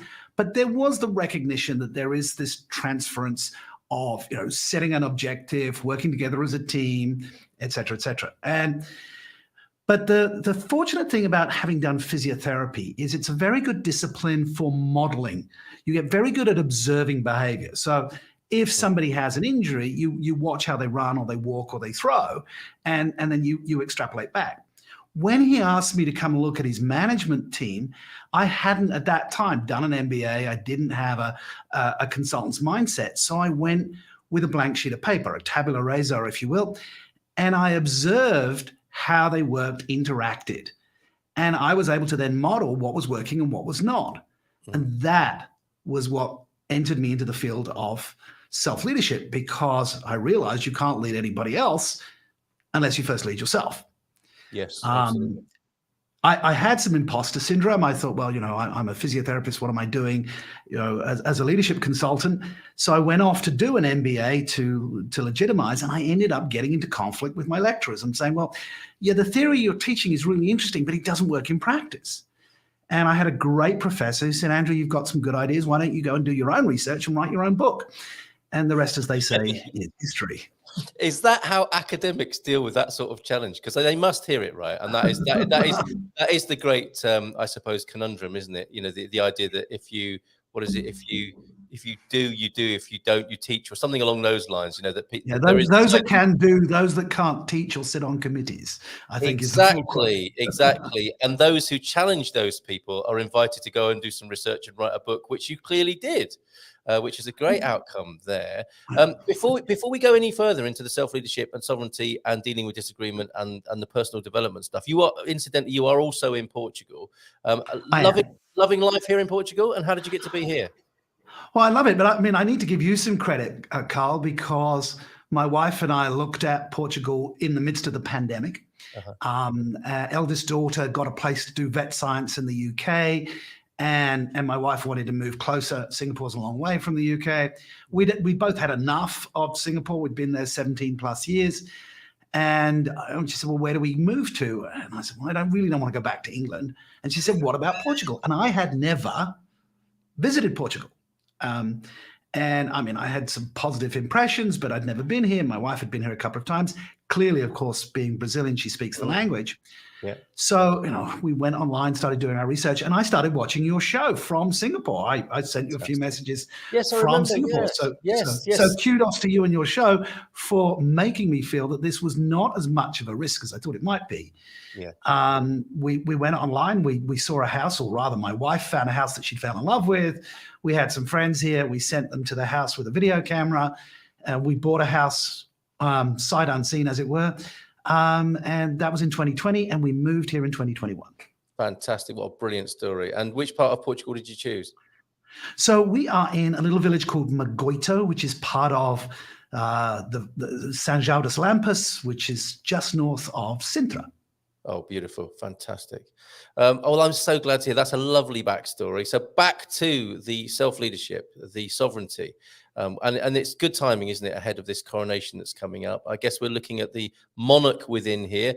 I'm apparently medway by wife, using your earlier turn of phrase, which doesn't sound quite as exciting as being Brazilian by wife. And that's Mrs. M who's talking there as Feel Good Astrology. She also went to one of those mixed grammar schools, but was one of the girls that was integrated in rather than one of the lads who was already there. A couple of years after girls were added, trust me, it sucked for us too, with predominantly male teachers, male subjects, and zero empathy. Yes, she needed some dealing with disagreement skills back in those days, by the sound of it. So yes, perhaps we could begin then. And this does go back to the, I think you caught the tail end of why it is and how it is people get triggered. And then we had a bit of a conversation, didn't we, via Messenger? And it was a delight to hear that you were something of an expert on this, and that you could furnish my probably quite poorly thought out and executed theories on the matter, and how this connects in this age of the triggering and disagreement, and how social media, it would seem, is a great accelerator and catalyst for all of these problems.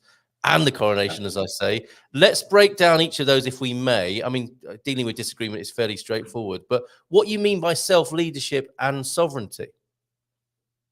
Well, firstly, you gave me the title, so I'm going to run with it, and it's a great title. So in my 2012 book, which I co-authored with Dr. Anna Kazan, which is called Self-Leadership, How to Become a More Successful, Efficient, and Effective Leader from the Inside Out, we coined a definition which, if you Google self-leadership, you're most likely to find. And that is that self-leadership is a practice of intentionally influencing your thinking, feeling, and actions toward your objectives. So let me firstly break that down. It is an intention to own our thoughts and feelings. And we've all had the experience of our thoughts and feelings owning us when we get into a circular inner narrative, and which could be a downward spiral or an upward spiral, or emotions can overwhelm us. But if we are leading self-autonomy, we are intentional about moving ourselves towards an objective. So we have in mind a future self. I'm moving towards a better version of myself, or a more fulfilled version of myself. And that's very important in today, because over the last 5-10 years, psychologists have come to the conclusion that we have no free will, that we are a result of the algorithm of our DNA and our early childhood upbringing, and that when we think we are making autonomous decisions, they're actually pre-programmed. But from a self-leadership perspective, the moment we are intentional, the moment I chose to be on your show, or the moment I agreed to your invitation, I have changed my future, but as long as I made that decision intentionally. Yes. And this is the crux, and this is why I picked up on the triggering, is often we are triggered by things that we are not aware of that is an intention, and that we are framed from birth. In my keynote speeches, I do a piece where I talk about, do you remember the moment of your birth? Of course we don't, we're unconscious to that.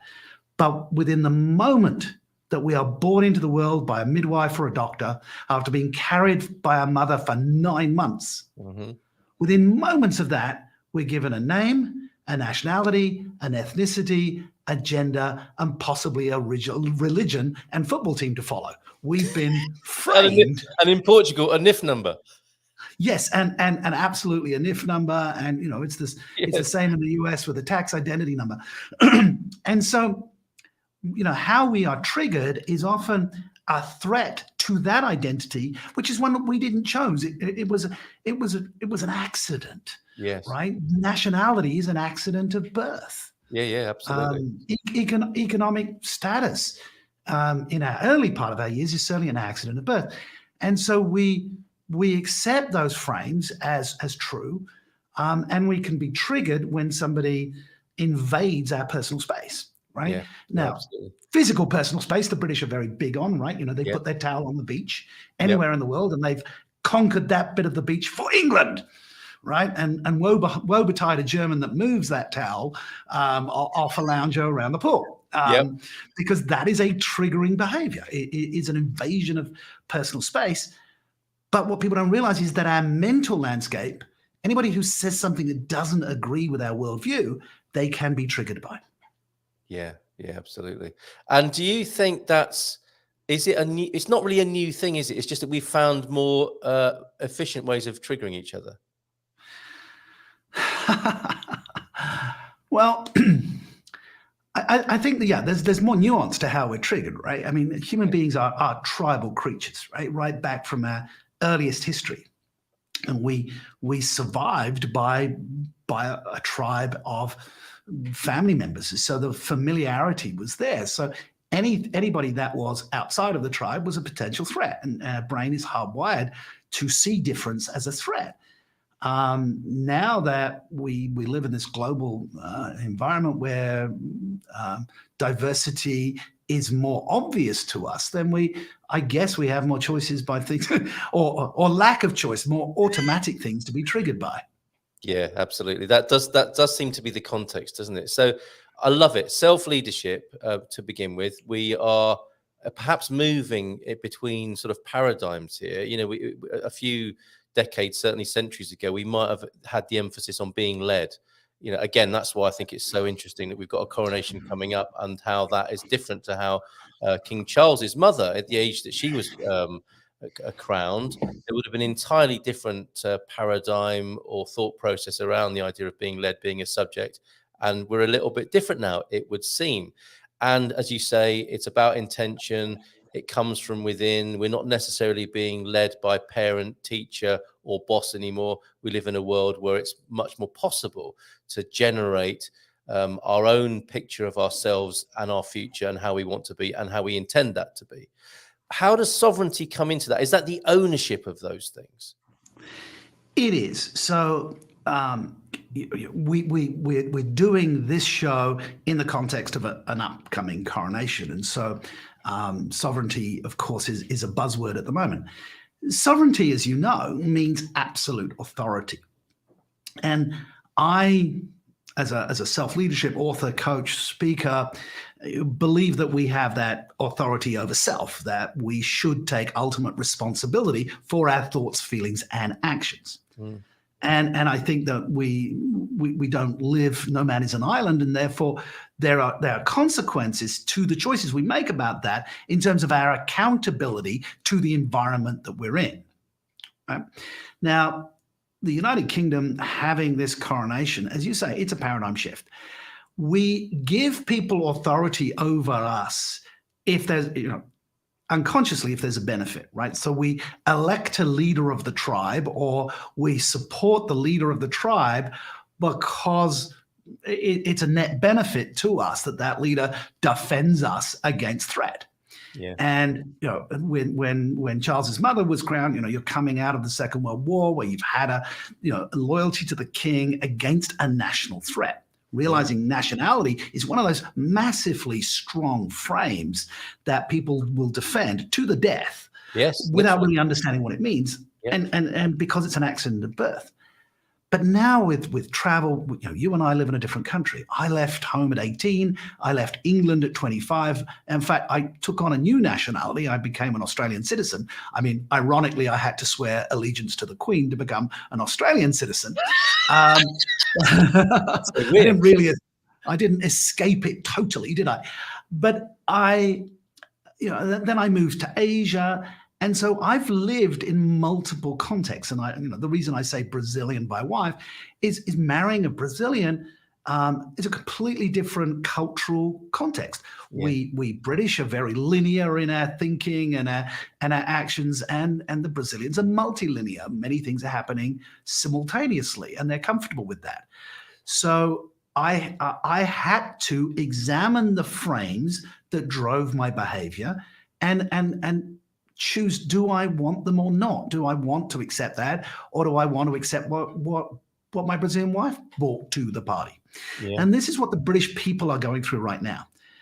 When Elizabeth was crowned, the British people, there was no discussion. There was no choice. Do we give up with the monarchy now? No, it was obvious. We needed a head of state to defend us against foreign threat. Now it's a very different world. Do we want to give power to a hereditary monarch? And with social media and media in general, we now know that they are not perfect in any way, shape, or form. The family has some wonderful dysfunctions that we've all witnessed. Yes. And now it seems, well, do I really need to give away some level of autonomy and authority to this power? What am I going to get back in return? And so it's a legitimate discussion. Yeah, it really is. It really is at the moment. And you can imagine, can't you, Charles walking the corridors of monarchic power, looking at a portrait of his mum and saying, "Mummy, it was so much easier in your day." He has an entirely different plate in front of him, doesn't he? On which he is about to feast one way or another. Oh, well, I love the eating metaphor. I don't know whether it was easier for her. I mean, well, it's certainly not easy for him, because if we're talking about self-leadership, they are born into a context that was very difficult to escape from, right? Elizabeth did not want to be queen, and Charles may have wanted to be king, but his level of autonomy, his bride was picked for him by Earl Mountbatten. And that didn't turn out so well, did it? And he doesn't have a choice about this. And the consequences of being born into a very strong context are huge. I mean, Harry chooses to leave the family, right? Maybe that was an act of autonomy, but it certainly looks like he gave up one strong power structure for another power structure, which is Meghan. I know what you're getting at there. Yes, absolutely, absolutely. Okay, so let's bring this back to us.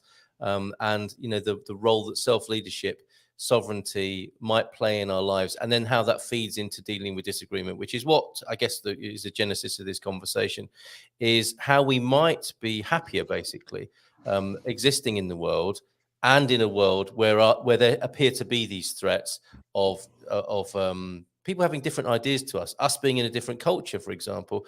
And let me, before I ask the next question based on that, let me just come to a few comments which I help set, which I think will set a context for that.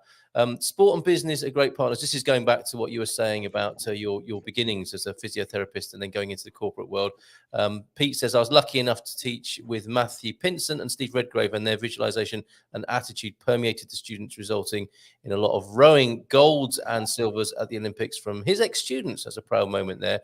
And then with the matter here of dealing with disagreement and being triggered, if we're wired to be triggered by difference, as I think you were alluding to, what can migrants do to feel empowered in their new country? So a sort of double-headed question here is, generally speaking, as human beings, we perhaps live in a more charged environment where our sense of sovereignty can be challenged, undermined. Our sense of self-leadership might be called to the fore. So we've got that in social media, in the political world, in a very excitable and emotional world, it would seem, that's driven by social media in this context. And we've also got the expat thing of being in a new country. It comes back to self-leadership, doesn't it? And how to stand in your sovereignty. Can you give us a free bit of coaching then on this? How to do that? How can we come into our sovereignty? So, I mean, the ultimate intention being that we are happy either on social media or here in Portugal, for example. So I call this the me, not me boundary, right? So what is me? What is my sovereignty? Using the metaphor of the towel on the beach, right? I've conquered this bit of space. So me obviously is my physical body, but a sense of me actually extends beyond that. We know that if somebody gets too close to us, we feel space invaded. Right, and there's a gender perspective to this. I'm on the faculty of women in leadership at a couple of universities, and women absolutely are sensitive to space invasion. So me is my space, and that may extend beyond my physical body. Some cultures need a lot of space, some not so much. And so then there's my thoughts and taking ownership. This is my thought. Is this my thought, or is this a thought I've inherited from my parents, my schooling, my culture? My mum would say, eat all the food on your plate, right? And so is that my thought, or is that now if I'm full, I will leave a bit on my plate, but then I'm in a cultural war with my wife who says, you put it on your plate, you have to eat it, right? So, but my thought is, I'm only going to put in enough into my system that I need. Right? That's now my thought, I own it. Now, may I adapt my behavior depending on context? Yes, I will. My feelings. This is my feeling. What do I feel right now? And human beings adults particularly, are emotionally illiterate. If you ask somebody, how do you feel? Oh, okay. When could you go a bit deeper? Well, I'm fine. But what does that mean? Are you angry? Are you frustrated? Are you excited? Are you curious? And we cannot effectively communicate, particularly, and we talked offline about nonviolent communication. If you don't know how something makes you feel, you can't own it. But the important thing about this ownership and the me, not me boundary is, if something happens, if somebody cuts in front of me in traffic. Now, of course, I think you were talking about Portuguese drivers before I got on. The first time somebody came across 3 lanes of traffic in front of me, my response was anger, frustration, fear, and probably I came up with some expletives. But those are my feelings. Did that driver make me feel those things? No. He doesn't know who I am, or she doesn't know who I am. I know who I am. Those are my feelings in response to that situation. Wonderful. So then I take action. Whatever I do, I hit my horn or I drive carefully and avoid that individual. We must take ownership of our actions. If a child says, he made me do it, how are we going to respond to that child? Right? Yeah, I remember amazing. I remember when my son was young and playing rugby, and there was a mother yelling at her son. She said, if your friends jumped off a bridge, would you jump too? And her son said, duh, yeah, right. Not the answer you because, I mean, I just thought that was so profound. He understood that he was going to fit in with the tribe. Yes. Yeah. Now, as expats that intentionally have moved countries, we have chosen the behavior, the action, and therefore we must take consequence. If you're a refugee and it wasn't of your ownership, you had no choice but to leave your country or be killed, then that's different. Now, the beauty of taking this me, not me, is that we can then see those things that we're reacting to as external to that invisible bubble, right? What he or she said is what he or she said. It's not about me.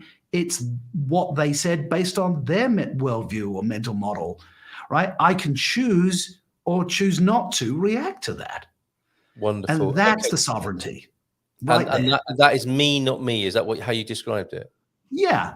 So looking at the situation, what in this situation is me? Yeah. And what in the situation is not me? Wonderful. Okay, I want to just to take you back a little bit there.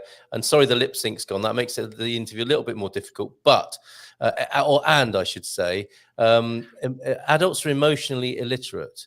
This is part of the problem, isn't it? Is that what you said? I mean, or what I did. I inferred it. A lot of adults. I mean, I remember when my kids were coming home from primary school and they had these little, these little happy faces. This is happiness. This is sadness. And so the kids were being taught to identify, to be self-aware. What are they feeling? Yeah. Very few people. How you doing? Okay, like that. I mean, the comedians say, the best you can get out of a British person is, all right under the circumstances, right? Yeah, whereas the Americans, considering, well, I'm awesome, I'm amazing,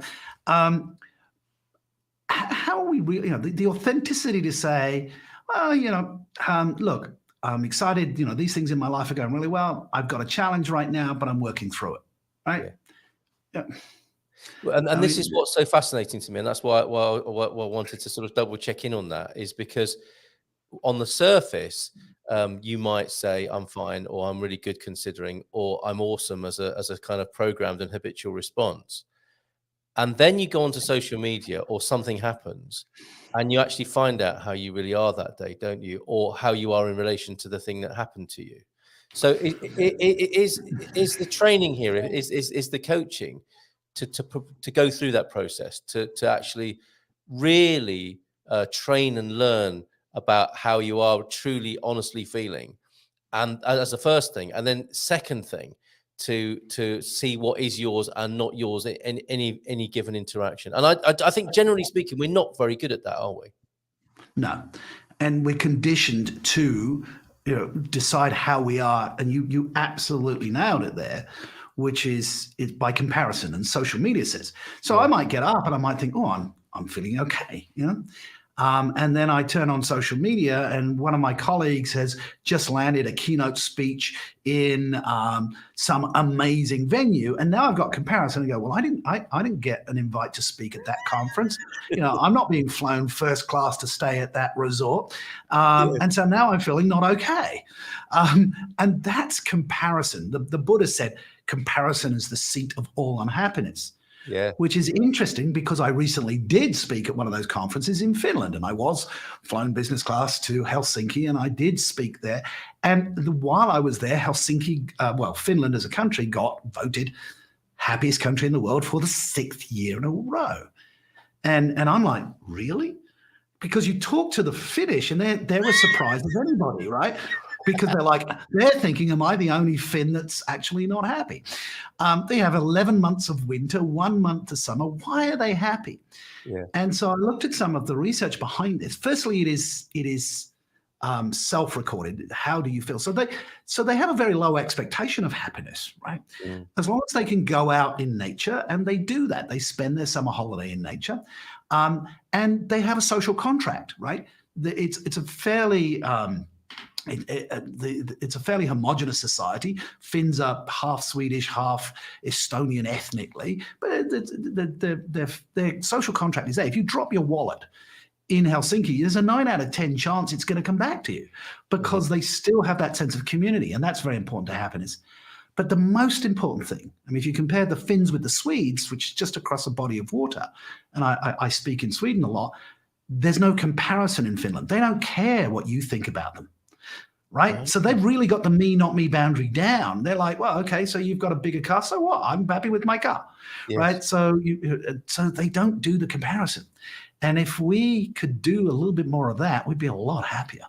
Amazing. Okay, well, we've come up to the end. I hope you'll come back, because I've had a lovely time talking to you, and I'm sure others have enjoyed this conversation as well. And I hope you'll come back and be something of a regular in this community. If we can sort of have a little bit of a takeaway here, we like to think of ourselves as the open-minded, open-hearted phone-in. And part of that isn't about expecting or comparing, isn't it? Which are sort of key takeaways here. Not comparing ourselves to others necessarily, not expecting a certain kind of outcome, but setting intentions more, perhaps, leading ourselves rather than being led, understanding the sovereign nature, not just as a right, perhaps, but also as a responsibility, because it needs to be exercised, doesn't it? The sovereignty, it comes with responsibilities to own it. Sorry, go on. You're going to add something to that. No, I think it's a great summary. I mean, there is no responsibility without accountability. Yeah. Right. And those are two separate things. People use the words interchangeably. In two of my books, I have really pushed hard at separating. I'm responsible for me, but I'm accountable to whatever, I'm accountable to my marriage. I'm accountable to you to turn up to this show and do a good job. Right. Yeah. Because I said I would. And so it frustrates me when people don't turn up on time because they said they were going to. For me, that was a contract. Yes. Yeah, absolutely. Okay. So thank you so much. I think that has enriched our community and the way we roll here. And I hope we're a prototype based on these sorts of values and the things you've shared with us, Andrew, for a different kind of phone-in for the future. I just think the old, what do they call it? The legacy or heritage media that seem to be promoting and is based on old values that aren't enriching or helping us develop as human beings. I agree, and I salute what you're doing, and you're incisive in terms of your ability to pick up on the points. We see mainstream media, and even I tend to watch a lot of American news because I have business there. People asking yes or no questions, right? And this, the logical fallacies that occur on cable news media, right? The straw man arguments, the whataboutism, the false dichotomies. Having an understanding that people can have different perspectives and still have something in common. And if we were to talk about conflict, we would be looking at finding that thing in common. Red team supporters hate blue team supporters and vice versa, but they both agree that they love football. Yeah, well said. And I think that's a nice sort of motif to end on there. And I hope you will come back. You have a key to the studio, basically. Do please come back. And I want to unpack this more. Perhaps you're a little. I was too adventurous in wanting to squeeze self-leadership, sovereignty, and dealing with disagreement all into 1.5 hour session. So do please come back. Have a great day, and thank you for sharing your ideas and yourself with us this morning. Obrigado. Até a próxima. Nice, very good, and a nice big round of applause for you, sir. Thank you very much, Andrew. Take care, everybody. Bravo! Yay!